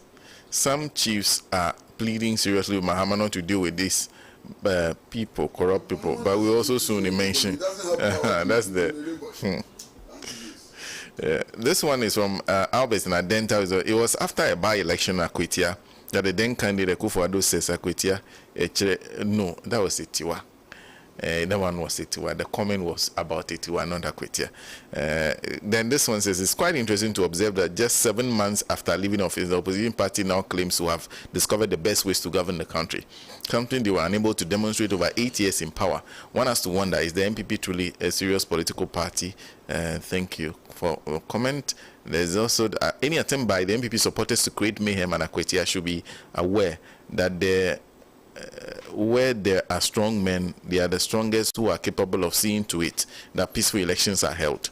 Those who call for mayhem to occur shall not live to witness the police should be fully prepared and capable of arresting any persons or group of persons who try to misbehave at any polling station, regardless of their political affiliations. From Babagomda in Kumbongo, thank you for that comment. There's this one, Alhaji And Alhaji. I agree with Uncle Kwesi Pratt for raising the issue of preventing those who have the intention of violence in Akwatia by elections. Sami Senda from Bubiashi, I think like Mr. Pratt said, that was the suggestion of Mr. London, and he fully agrees with him. There's also a Sanko in Santa Maria to avoid a situation where lawless people carrying weapons from entering any polling station during the by-elections. Akwatia must be thoroughly searched. Tanko sent that from Santa Maria. Some comments are now coming in. Dennis Akwete says, but for the strange behavior of the minority, especially its leadership, I would have wished the NDC does not participate in the said Akwatia by-election. Shalom. There are some people who still insist that they don't think the NDC should have contested in that election. You see from Tamale says, good morning. Please, as we wish peaceful by-election in Akwatia, kindly use your NOMBO platform to ask EC why they have not paid 2024 election officials from Tamale Metro. After waiting for 8 months, they still decided to pay every other officials and leaving us out. So Electoral Commission, if anybody is listening from there, they said you've paid everybody but the people in Tamale Metro. Goka Frank from Bato says, good morning, the nation builders. May God bless you all. Pan-African TV, the best station. Thank you very much for those comments you're sending in on our very first topic of discussion. If you just joined us, this is the Mother of All Talk Shows, Alhaji And Alhaji, live on Pan-African Television, and of course also live on Radio Code. We're still having in studio Comic Kwesi Pratt Jr., who is General Secretary of the Socialist Movement of Ghana. Mr. Philip Landing is a leading member of the Movement for Change, and Dr. Dixon Aduma Kukisi is former member of Parliament for Anyaso Wutum. Sitting right by him is former member of Parliament for Tamale Central, Alhaji Inusa Fuseni. Well, we'll turn to the matter of the New Patriotic Party once again, because of this time around, they've announced filing fees of 600,000. They've been told that for now, put all your campaigns on hold. Let's focus on Akwatia by-election. When we are done, we can continue from there. But for now, put all campaigns on hold. Comrade Kwesi Pratt has had an interview with Honorable Kennedy Ajapong. The few that we've watched is quite interesting, including his vision of maybe being an Nkrumah or even surpassing Nkrumah. That's what he said. He's planning to surpass Nkrumah in 8 years, among others, and explaining why he has been eerily quiet for some time now. Anyway, I'll start with the man from the New Patriotic Party. Doc. Well, let me first of all made this known that I asked that question, that so should there be another by-election, will we then postpone our campaigning again? I mean, if you understand, because I think the logic is flawed. On a very personal note, I think the logic is flawed. What would have made sense to me was if, because of that, we postponed the presidential primaries, you know, because you've reduced drastically the number of days for candidates to go down and campaign. And let's admit that campaigning is an expensive exercise. And when you reduce the number of days that people can engage, then you create a disadvantage to some extent. So I'm not necessarily in support of that, but the party has taken a stand. And let me also, before I proceed, say that it's certainly nice for Kwesi Pratt in his own lifetime to see the MPP go through the emotions and commotions of being for selection in one breath and being not for selection in another breath. And I would even hope that this shift does not also apply to the presidential, though from another angle, you can almost argue that the ethos or principles or mind shift is even extending to many aspects of our party, which is quite worrying for some of us. And I say this with the greatest respect to history and the fact that I also think that parties are supposed to be fluid and in the exigence of time take decisions that appear to be almost certainly the right one for the time. 600,000 CDs for your pocket is heavy. It's heavy, but I also know that many of the presidential aspirants are aware that it would have cost that much and are very capable and prepared to, as it is, look at it as a support to the party, a party in opposition. And I'm also hoping that we bear in mind that the last one was 300,000 and the NDC was at 500 in terms of the filing fee. So we've appreciated to, as it is, where John Dramani Mahama was last primaries. He put up 500,000 for filing. And so somehow we are now catching up with the NDC's filing fee. So I won't, make much about it. But what is also becoming very alarming is that we've, as a country, now accepted that politicking is expensive. And whether we like it or not, I think we need to muscle the financial aspect of politicking in terms of the rules. And I think that I'm deeply concerned about how campaigners raise their funds and their source of funding. And I think that this is for the whole nation as a whole. If we're not careful in being particular about that, our country one day will be bought, not necessarily by a Ghanaian, but even a wealthy, very rich, somebody from another country. And I think that is worrying.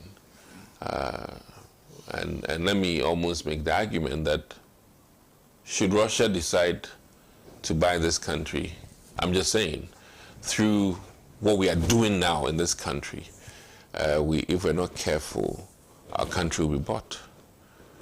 In the sense that if they support and sponsor SENA today, and you have all the financial muscle, people will not pay any mind.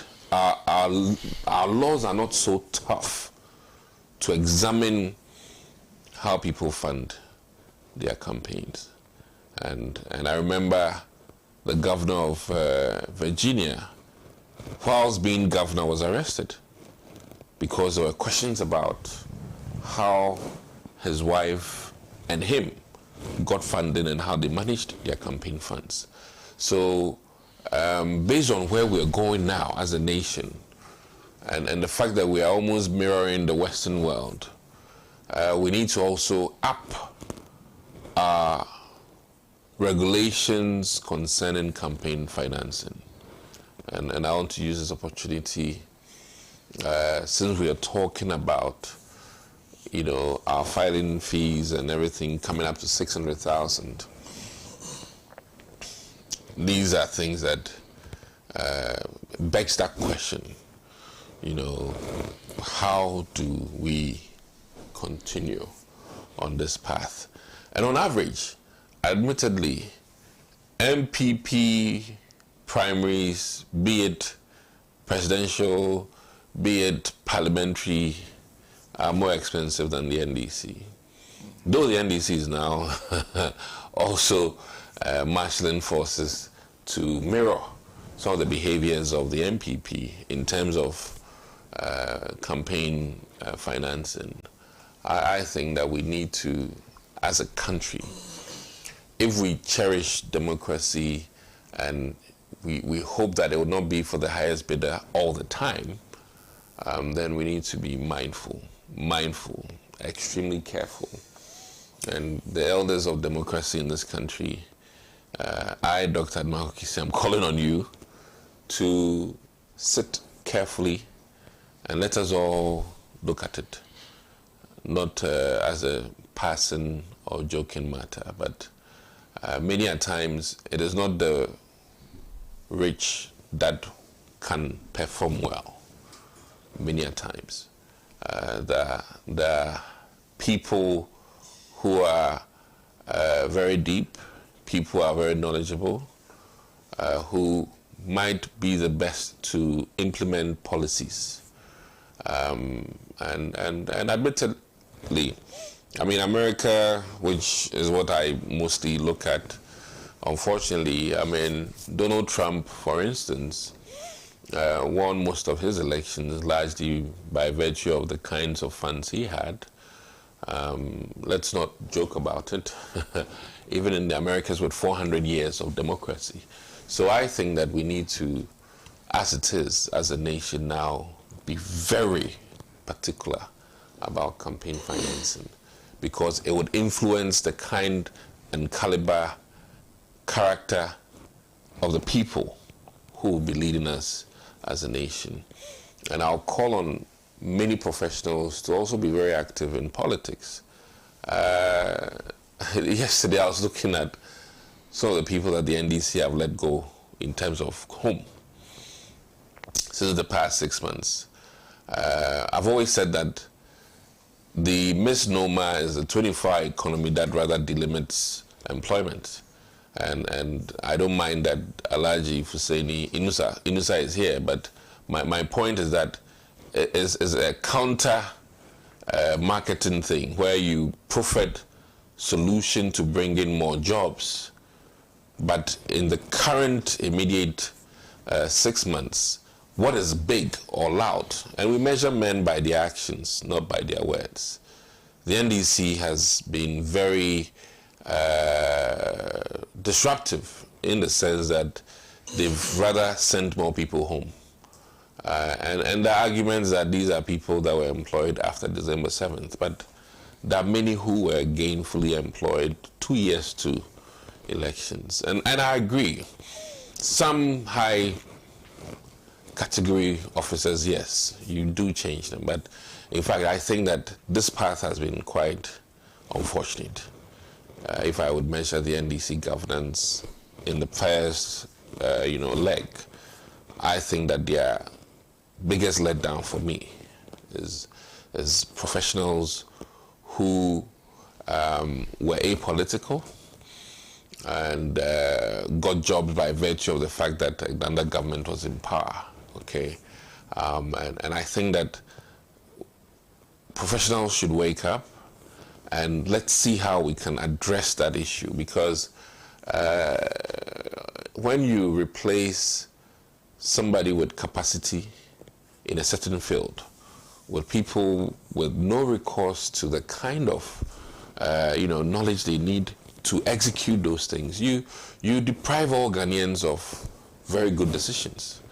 And I can not pick on necessarily one institution, because I don't want to blacklist, maybe for instance NHIS. Then I say that, it seems that NHIS, everybody has been hook-winged and they're just bringing people with no, formal, very qualified background for those positions. Neither will I pick on GTech or anything, but I think that their hiring spree and firing spree need to be carefully looked at. So back to our major thing, the MPP primaries.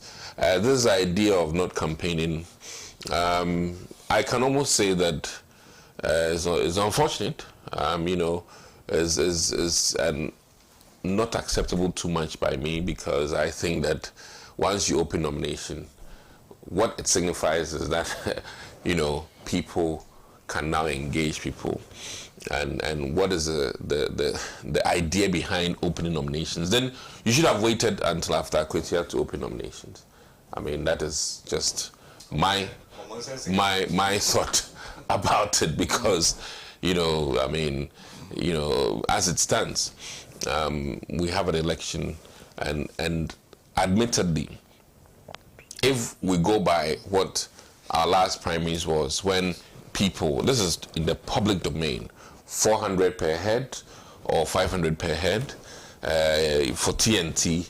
If you multiply that quantum now, each of those three leading candidates are going to spend heavily on the D-Day for just TNT, and to limit their ability to go to the grounds, then you're not being fair. And politics, everybody needs to be given an equal chance to participate and to come out with either victory or no victory. So these are my thoughts about it. And high on it is campaign finance and how it should be looked at carefully. And I think that as it stands now, the MPP internal wranglings and campaigning will be going on. I must admit here on your set that I work for Bridie Champong. I won't leave here and talk as if I'm, neutral. I work for him. I have my reasons. High on the reasons is that I think that he can win us more seats. And I think that for a political party, if you want to be very pragmatic, from 8 to 8, your best foot forward is how you get your seats.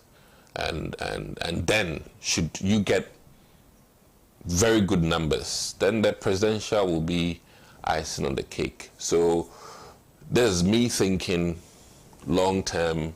This is me thinking from where we are as a party, and the need to have a candidate that can help you, get seats in parliament. Government is about seats in parliament, and that has been lost on us as a party. On my drive here, I was like, if you weigh the parliamentary experience of the NDC leadership and you compare that to the MPP, we are lacking. And what I mean by that is that Asiedu Nketia, who's the chairman, has had parliamentary experience. Fifi has had parliamentary experience, and even ministerial experience. I'm just picking on just these two. If you compare to our end, and once that is lacking, it impacts your decision making. I mean, I believe that exposure is not just by reading, but by living it through. So I think that, based on our performance in the last election as a party, we need to be very particular and strategic about how we win our seats. And by region to region, one candidate who helped us within the Eastern region to ensure that we didn't have colossal losses was Brian Champon. Okay. And if we should replicate that formulary across, we stand a better chance. So these are my humble comments with regards to the presidential primaries. Thank you. Thank you very much. In fact, if you look on the front page of the publisher where they were publishing a story about the 600,000, they put up 4 faces, Dr. Baumia, Kennedy Japan, Brian Champon, and then Boache Jako. I guess they left out Yawe Ose Duchum. Then there's Kobna Japan. In fact, Mr. Pratt, it was yesterday or 2 days ago that I saw that building you were talking about. Interestingly, very well branded.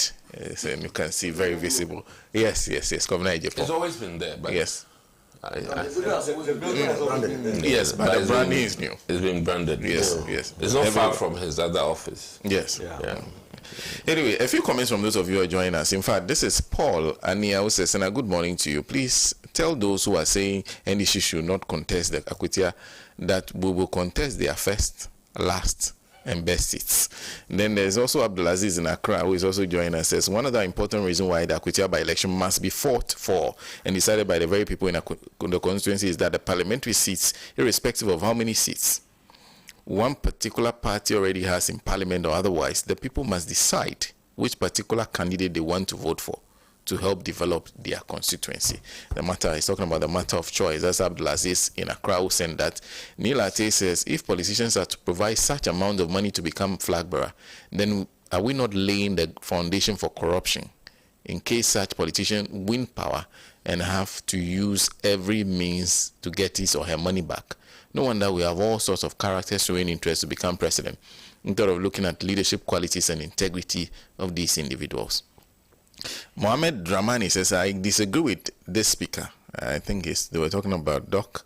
Has he forgotten when MPP was sacking NDC members left, right, and center? Stike says, sometimes it's very irritating to listen to the MPP. Your MPP did Wesa, yet this disappoint Wesa. That's what he wrote. He didn't enjoy it. Yes. Then Alex Gota says, your side are just buga buga. And Dede says, okay, thank you. Kobe Ban says, Dr. Adumako is just throwing dust into the eyes of the public. By a section of the firing spree of the current government, what is the data you are speaking to? Did you compare it to what the MPP did in 2016? Some of us have to struggle and travel out of the country because we were fired from our profession job in 2017 after I have worked from 2005. Thank you very much. There's Nananuba Berma. How can you talk about funding and mention Brian Champon? There's Kakrabedu. Okay, I think he's talking about something else. Thank you very much for saying those comments. Mr. Landon? Yes, thank you, Senator. Let me first touch on a message that one of the viewers sent in connection with our previous discussion. He said, if I remember correctly, that no amount of road equipment and yes. would change. Yes. And I think that is a reminder of how discerning Ghanaian electorate have become. That if you even try to hoodwink them with some of these things, it rather has the opposite effect. So any party going into any election must be conscious of these things in taking their decision. Then on the point of my good brother, Comrade Kwesi Pratt, about the MPP now, seeing the wisdom of a consensus candidate. In the past, the MPP always tries to give the impression that it's a very democratic party, very democratic. So they have always gone terribly against this practice. But in reality, if you go back as far back as the year 2000, in certain constituencies, the party wasn't even getting candidates. They had to go and find out. In some cases, today some of them are still MPs, so I won't mention anybody's name. Go and see the chief's son, go and see someone make arrangement, and he becomes a candidate. Sometimes reluctantly. You see. But then there was that hypocrisy of trying to keep the impression that, oh, anybody who does that is bad. You see. But there's a wisdom in that. And then what was worse about the party is that,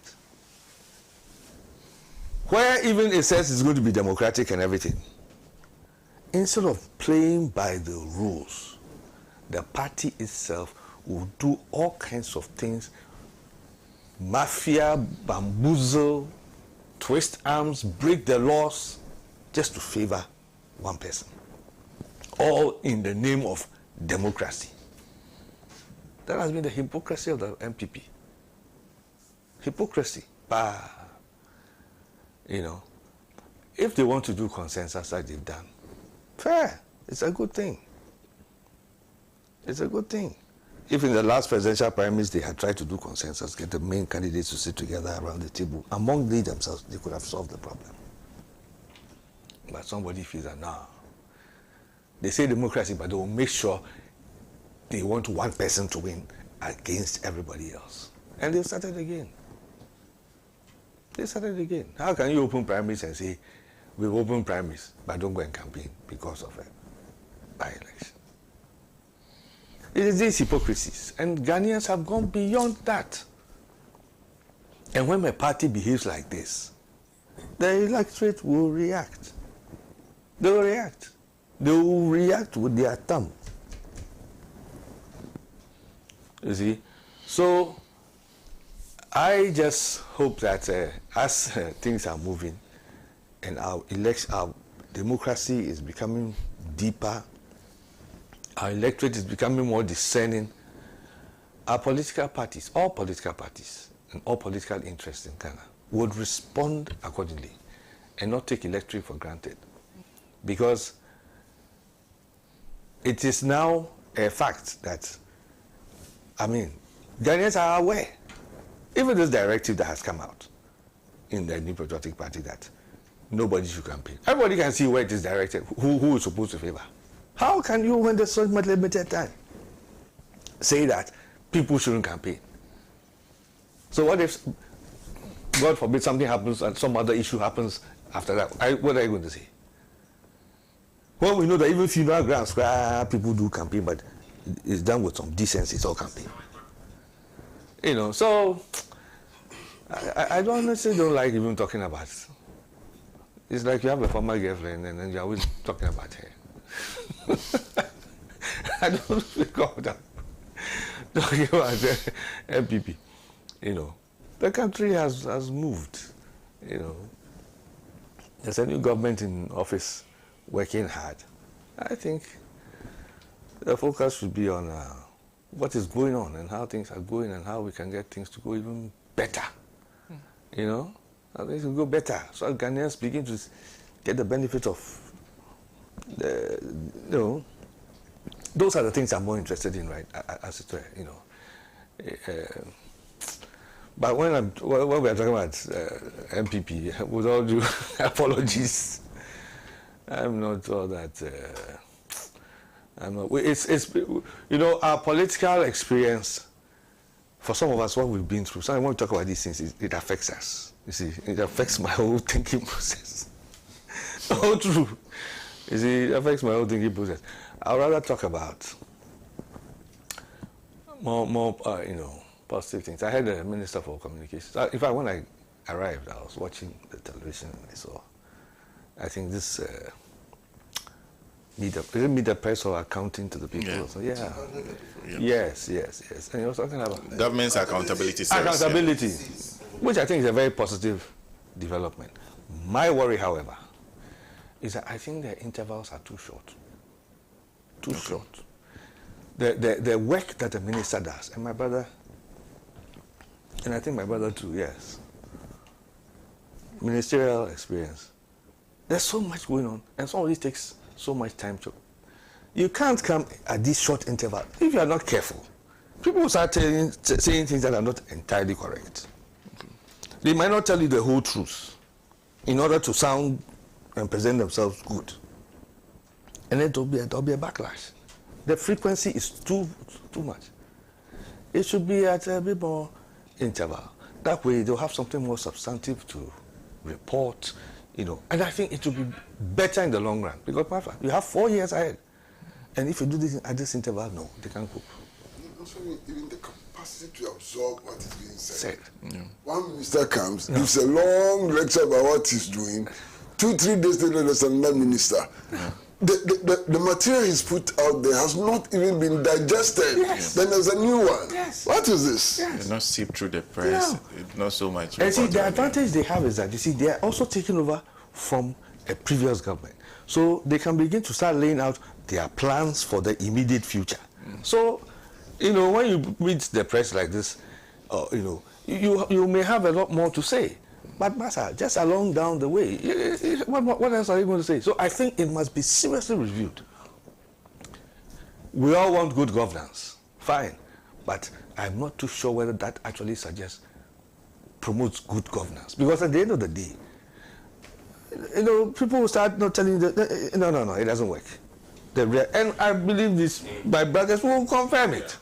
It's not practical. Especially the one on the roads. You know. I know that he's belabored with debt. Yeah. And he's not even seeing the way forward. Yeah. So when you put him on accountability, you force him to say things that, exactly. You know. And you see, there's no doubt that he's done a lot of good work. There's no question about it.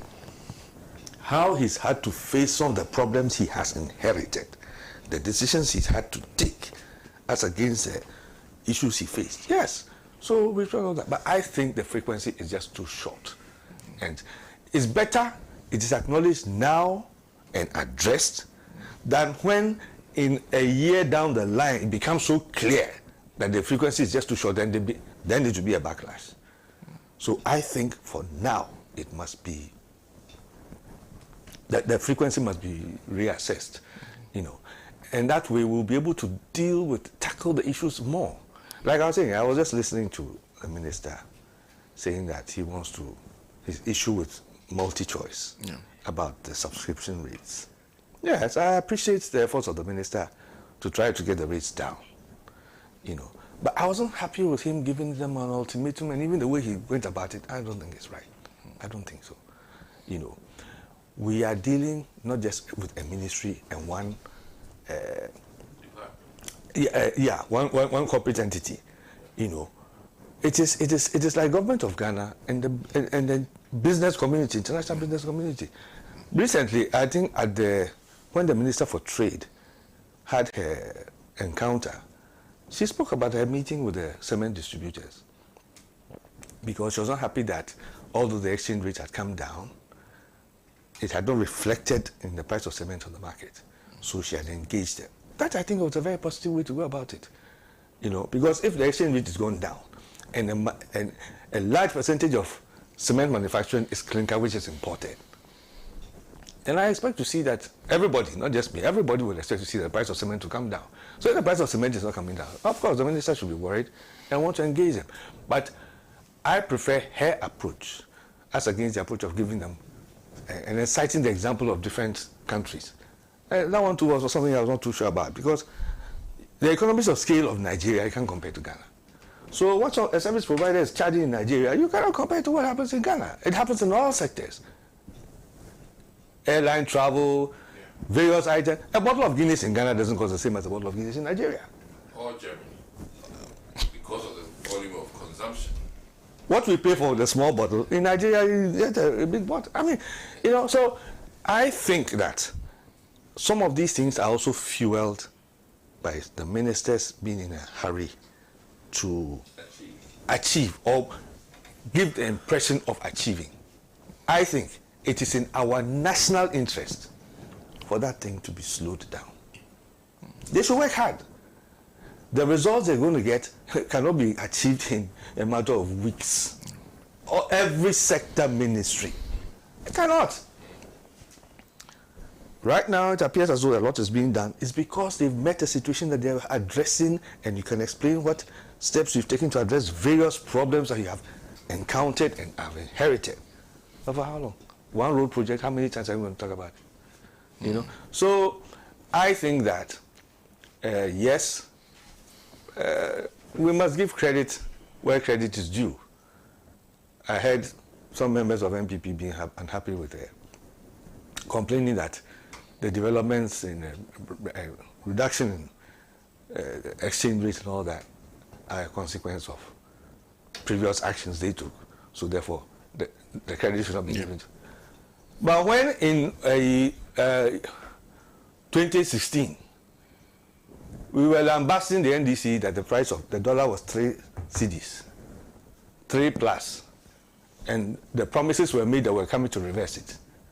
If in 6 months there had been any slight reduction, every people would have been jubilating. So if President Mahama's team has been able to achieve that, why should we give them the credit? This is what Ghanaians expect. You know, so I think that the accountability, I appreciate it very much. The government is being open to show that it is working. You know, but I think the frequency is too high. It must be reviewed. And, you know, so that we get better substance, we're able to take it like he's saying. You know, then we can actually interrogate it better, and then, and that way even help the government itself to be on its own toes better. You know, so if I didn't speak about MPP, then this is what I wanted to speak about. Thank you. Anyway, Abu, thank you very much. Thank you very much. We raised quite a very interesting issue. Abu Spain Medina says the NDC wants to take Ghana fully and develop it. We are not leaving stone for them. We are going to use every stone to build Ghana. The real nation builder is in town. That's Abu Spain who sent that. He lives in Medina, by the way. This is, okay, Abdulaziz in Accra.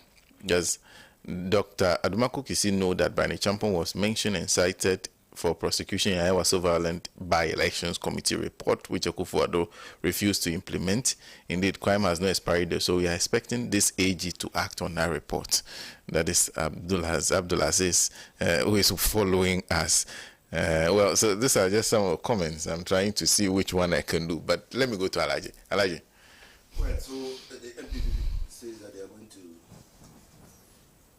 run primaries. And they have said that because somebody is dead, nobody should do campaign. I don't know whether it doesn't include the potential flag bearers visiting the constituency to campaign, and their presence in the constituency itself. Campaign. That can only be emanating from a confused party.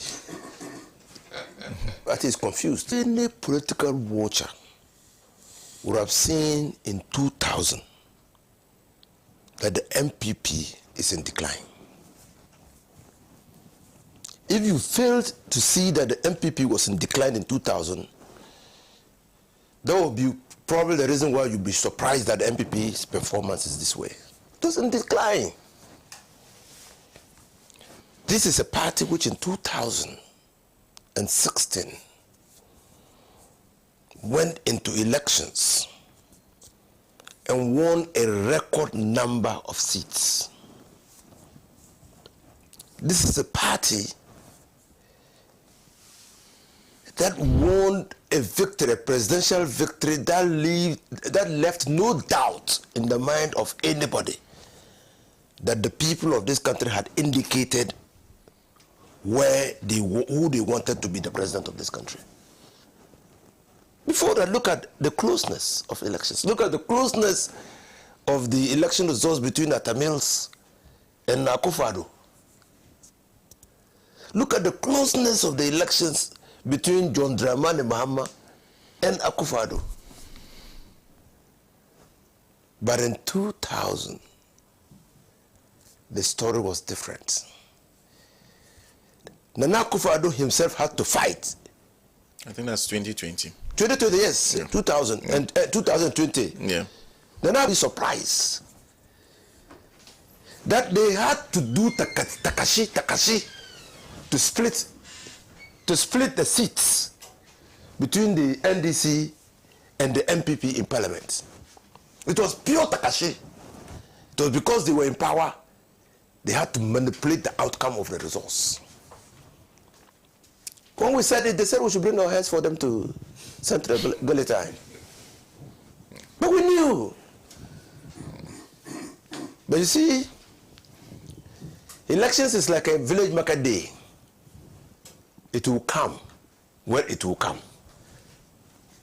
So when they did that in 2020, we knew that 2024 will come. And that their smoothness level will be clear.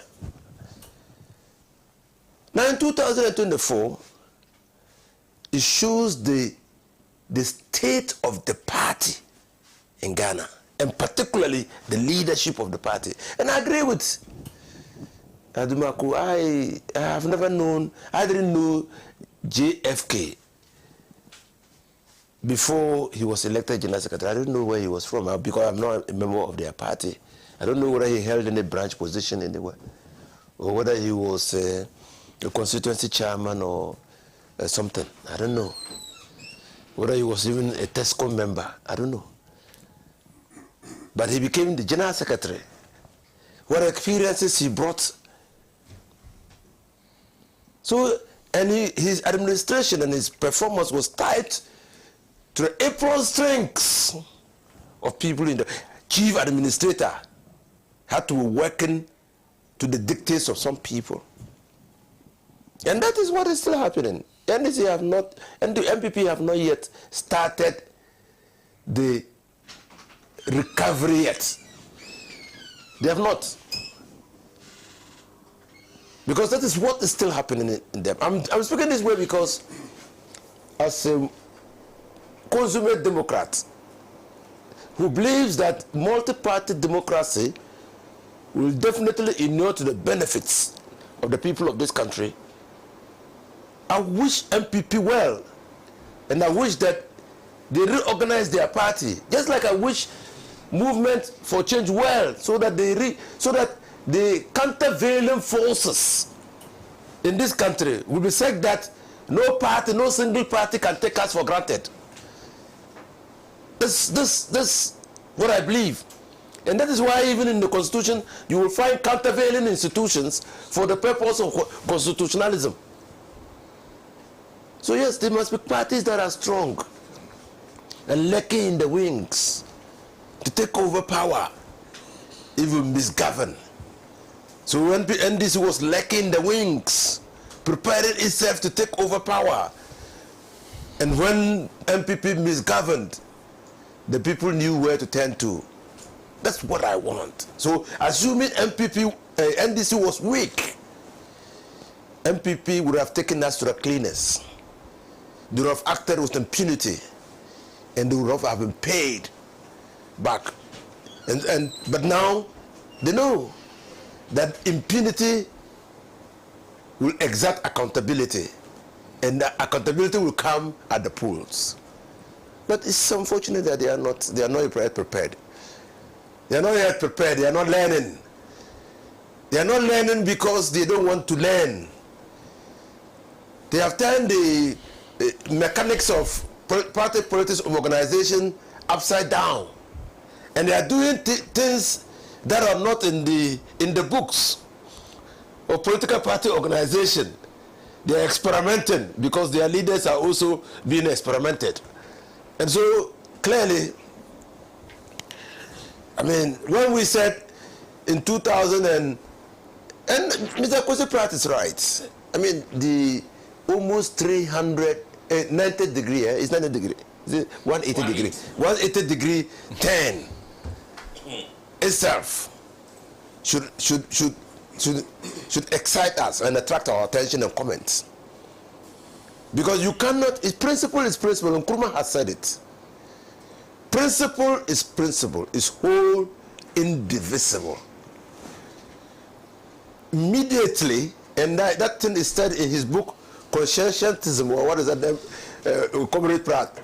Yes, he said that in his book. Principle is principle, whole, indivisible. And immediately, you compromise on principle, you sacrifice it. That's what Nkrumah tells us. When you compromise on principle, you sacrifice that principle.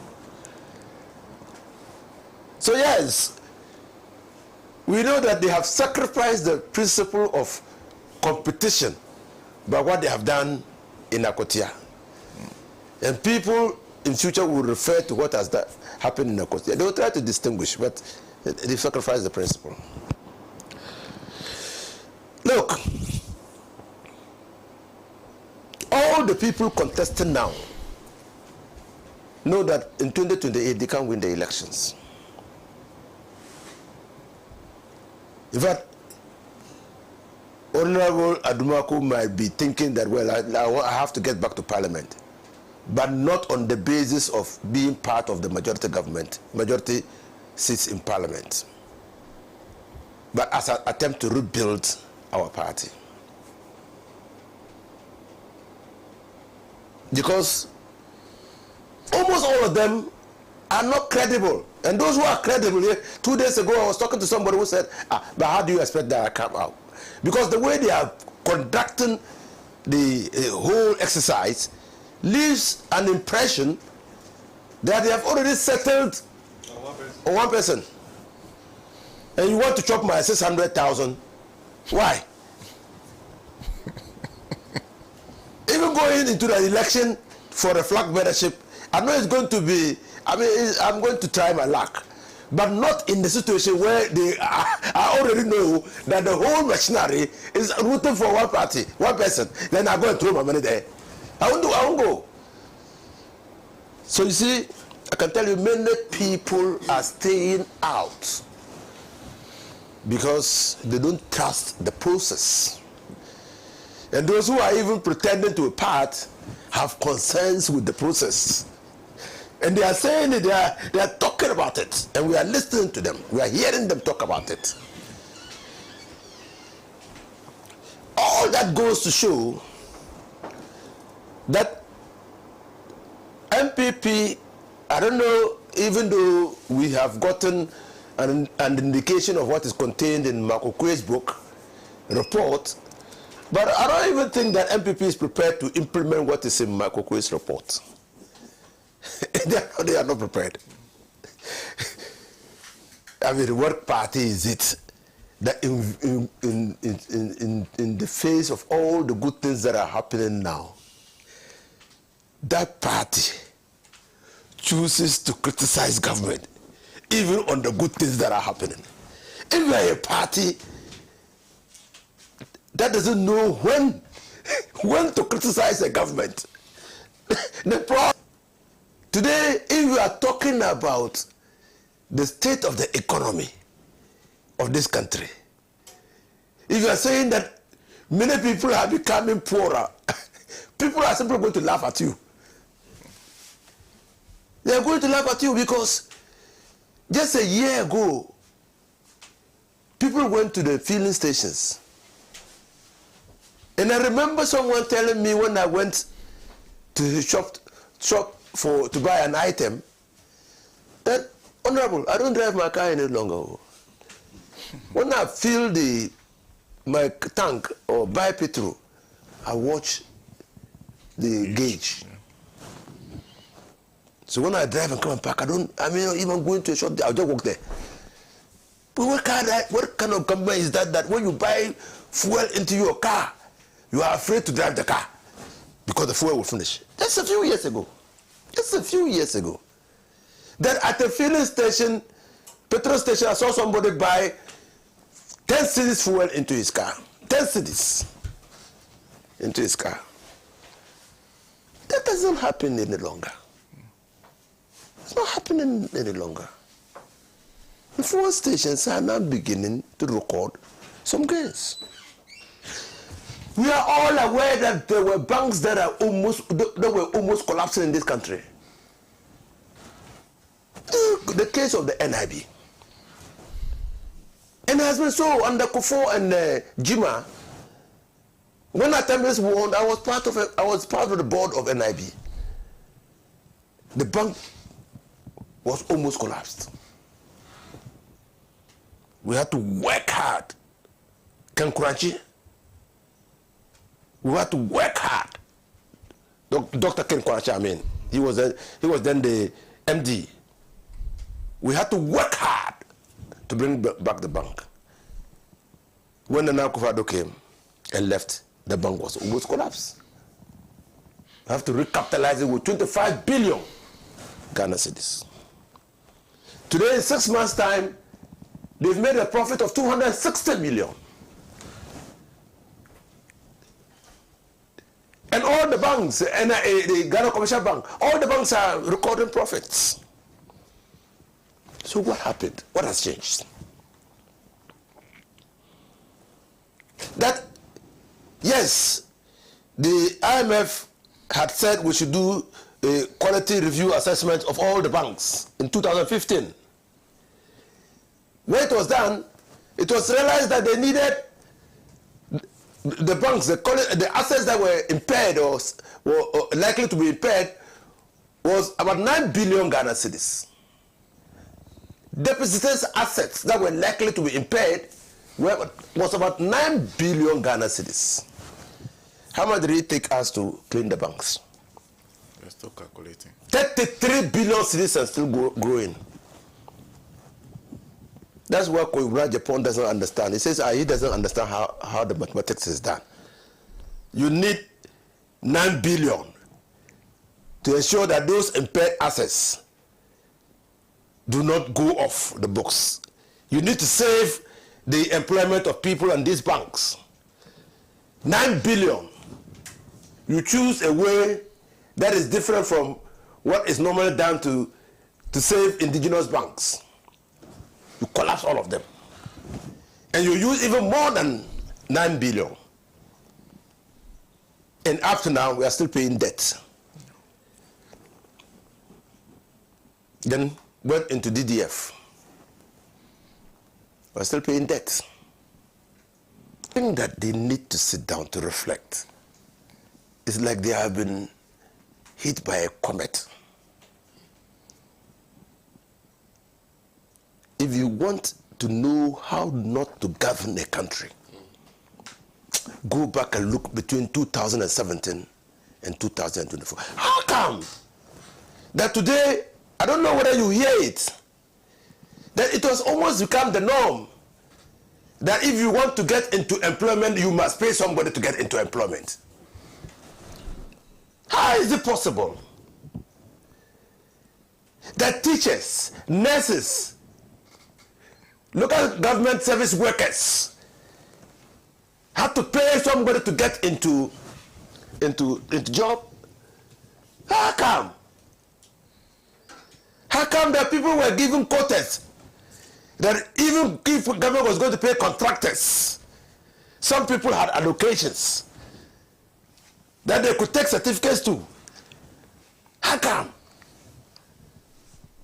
This party, the MPP, I think that what they should do is to organize themselves in such a way that good people can emerge at the constituency level and start the process of rebuilding the party. But what is happening now is totally a charade. It's charade, eh? Charade. Charade. Because they simply are not taking the steps that will ensure that the manifest will of the people, of their supporters and sympathizers, will be made manifest in determining who leads their party. And insofar as they continue doing that, they are not going to be able to find those leadership, or the kind of leadership that is required to salvage the party. Thank you. Thank you. Thank you very, very much. Thank you. And if you just join us, we're discussing MPP flag bearership race. It continues to intensify by the day, despite the directive from the party. You could still clearly that people are still moving in and campaigning daily. Mr. Pratt. You know, there's so many surprises that now we have to develop extra capacity to absorb these surprises. I've interviewed 2 people who are interested in becoming presidential candidate of the New Patriotic Party. The first person I interviewed was Dr. Educhu, who, as they say, sold himself, emphasized on his achievements in the area of education in the United States of America and also in Ghana, and so on. Came out as a very relaxed, sober person. Then this week, I interviewed Kennedy Akumpreku Ejapon. And to tell you the truth, I was so surprised. Sober like anything. Sober, very sober. No fire, sober. Very, very sober. But what even surprised me more was that you have somebody who is contesting to become the presidential candidate of the New Patriotic Party, an Nkrumah-hating political entity. And he says, there has been no president in Ghana like Kwame Nkrumah. And that if I'm looking for a model, the model I'm looking for is Kwame Nkrumah. And I even want to do better than Kwame Nkrumah. And he goes on and on and on. And he says that 60% of our current national infrastructure was built by Nkrumah in 9 years and so on. And I'm sitting back and I'm wondering, what is happening? What is happening? Now, if you add that to the fact that today they are using the justification for the one-party state, then something of seismic proportion is happening in the New Patriotic Party. But see, that interview we played tonight, I mean, that interview is going to be played tonight. I don't want to spoil it, and people have to watch and judge for themselves. But there's an entirely different Akumpreku Ejapon. You understand? Now, there's so many strange things. You don't know where to start and where to end. The process of opening nomination is campaigning by itself. Yeah. When you open nomination, what are you saying? You are saying that some people should come and declare their preference. It is campaigning. So to open nomination and say don't campaign is very strange. You know, I don't understand it. But they have opened nominations and they have said don't campaign. So why open nomination? Why don't you open nomination at a time when people are free to campaign? So opening the nomination, what are you expecting them to do? Because these candidates have to go around and get people to endorse. Take that 600,000, but don't campaign. So sometimes you doubt, you doubt really the mental quality of decisions that are made. Yes. You really doubt it. Walking contradiction. You know? And then you are fully aware of the difficulties that the party went through, given what happened in the last elections and so on. They are fully aware. The party executives know. The party elders know. And the same things are happening right now. I don't think you know. Why? Former municipal and district chief executives are trooping to one candidate's house to go and pledge allegiance. They say 60 MPs are trooping to one candidate's house to go and pledge allegiance. So the other candidates, how can they be comfortable that this system is going to be fair? This is the problem they had in the last day. They haven't learned their lessons. They haven't learned any lesson.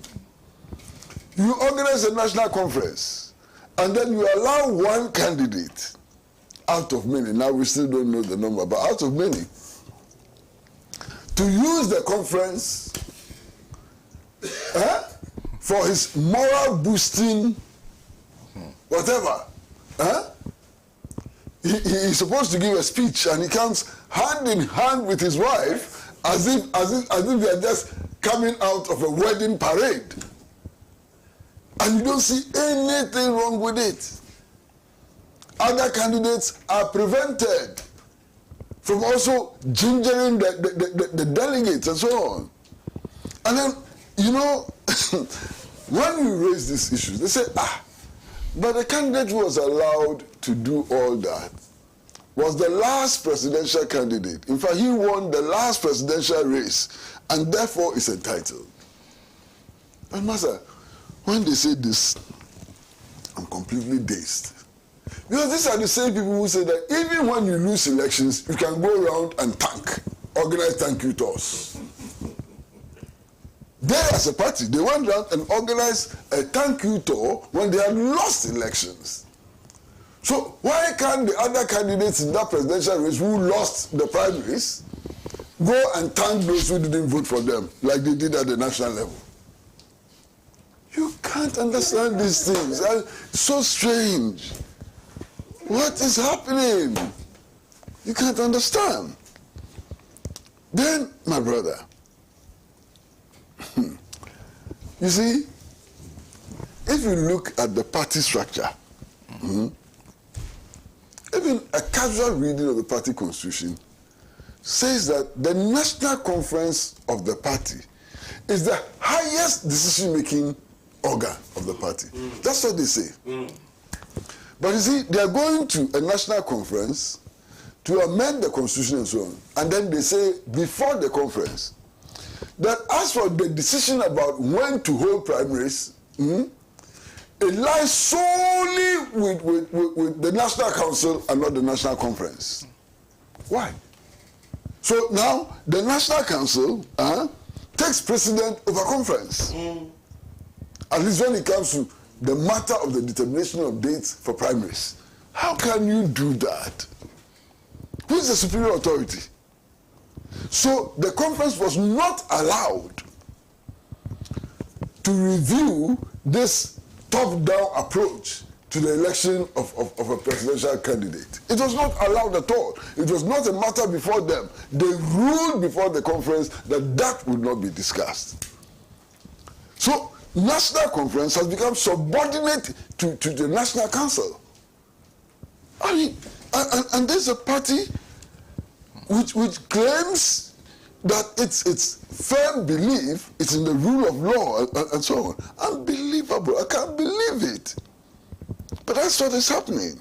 You know, now we know about so many people who are going to contest or intend to contest this flag bearership. We know. And today I'm seeing, you know, so many names. Dr. Mahmoud Bawumia, Kennedy Akomprekro Japan, Brian Achampong, Boachie Jaku, Kwabreje Japan, Adai Nimo, and there will be more. You understand?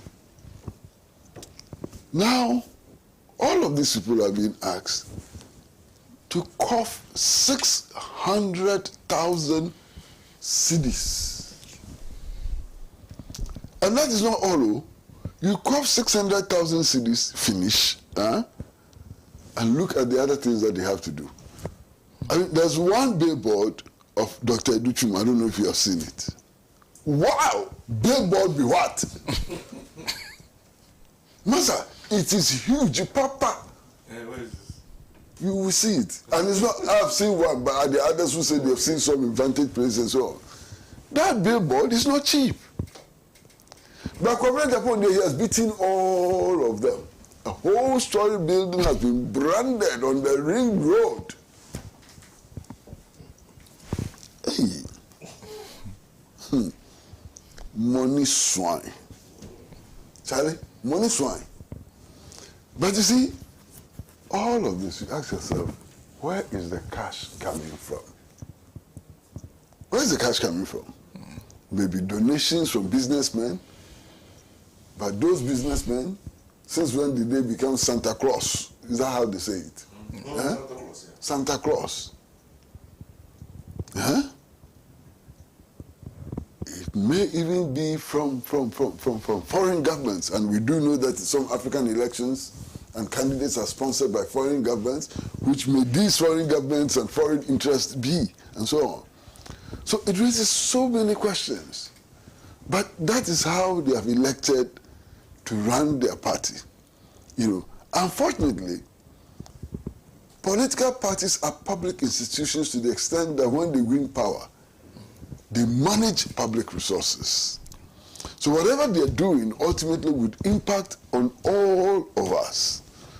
And that's why it's important that we comment, even though we are not members of the party, on some of these developments and so on. Now, everybody in the party who is honest agrees that the party got to this stage because it became beholden to the presidential candidate and the president. I spoke to a very senior member of the party who said that, look, anytime they needed to organize any activity and so on, they had to send their budget to the president. So if the president paid for the budget, then the thing would happen and so on. The president became the supremo in the party. Have they learned any lessons from that? Look, 2 months after the elections, workers in the party headquarters started complaining that they were not being paid. They were starving to death. Why? Because of the arrangement of control and so on. Have they learned any lesson from those experiences? And if they've learned lessons, it ought to reflect in changes to the way things were done before. I don't see that happening. But, Masa, we have to wish the new patriotic party well. You know why we have to wish them well? We have to wish them well because some force is needed to hold the government accountable. You need to have an alternative force which points to the errors of the government and so on. And if the new patriotic party organizes itself well and follows some decent principles in governance and so on, it may be able to offer that framework for holding the government accountable. And that's why we have to wish it well. We have to wish it well because sometimes the electorate can vote mad people into power. No, there are many examples. The German electorate voted for Adolf Hitler. Adolf Hitler came to power through voting. You understand? If you look around the world, some of the world's so-called world leaders now, people voted for them. They didn't come to power through coup d'etats and so on. So sometimes the electors to assume power. So in the strange possibility that the people of Ghana, from some circumstances or under some circumstances, can vote for them to come into power, we are doomed. And that's why we have to speak now to make sure that they shape themselves well, follow principles, and do things which would minimize the impact sometimes of their recklessness, of their ideological non-commitment and so on. That is our duty, and that's why we have to wish them well. Wish them well so they can do the right things and so on. I wish them well. Finish. Well, thank you. Thank you very much. Thank you. And that should conclude our show for today. Yes. You all wish them well. Yeah. Well, today is, of course, and thank you very much to the panelists. Today is, of course, a day that we in the Alhaji and Alhaji family are mourning. It's been quite a year for us. First, Dr. Percy, now Ambassador Sam Piale. So we're mourning, and our condolences to the family of Ambassador Sam Piale. He truly treasured this show, so we treasure him a lot too. And it was a very painful loss. But may his soul continue to rest in peace. A big thank you to Kwame Kwesi Prajina, who is General Secretary of the Socialist Movement of Ghana. Of course, a big thank you to Ambassador Sam. I'll just introduce the Ambassador Sam Piale. I'm not the only one. Oh, yeah. I'm not the only one. Yes. Thank you, Mr. Philip Landon. Mr. Philip Landon, and who is a leading member of the Movement for Change. Dr. Dixon Aduma-Kukisi is former member of Parliament for Anyaso Wutum, and of course, Alhaji Enusa Fuseni. And I understand a key supporter of one of the aspirants. Yeah. Which one is that? Brian Champon. Brian Champon. Yeah. He declared it today. Oh, okay. Yeah, he declared it whilst concluding his remarks on the New Patriotic Party. Anyway, and of course, Alhaji is former member of Parliament for Tamale Central. He's held many ministerial positions, though. Three. Energy, was in Alliance, and then was at Roads and Highways subsequent. Yes. He's held very, very powerful positions. I am SENA NOMBO, and from the crew here at Pan African Television and of course at Radio Gold and our affiliates across the country, we say a big thank you to you. We'll see you same time next week. Enjoy the rest of your weekend, and of course make a date. That interview between Comrade Kwesi Prajina and Kennedy Ejapon will air on Talk Time at 8 p.m. 8 p.m. today. So and be repeated tomorrow at 8 p.m. Yes. So do watch it. Watch it for yourself. I am going to watch it. I have seen a video, and Tijani has been promising how bombastic the interview was. So I'll be watching it when it happens at 8 p.m. So do make a date and do.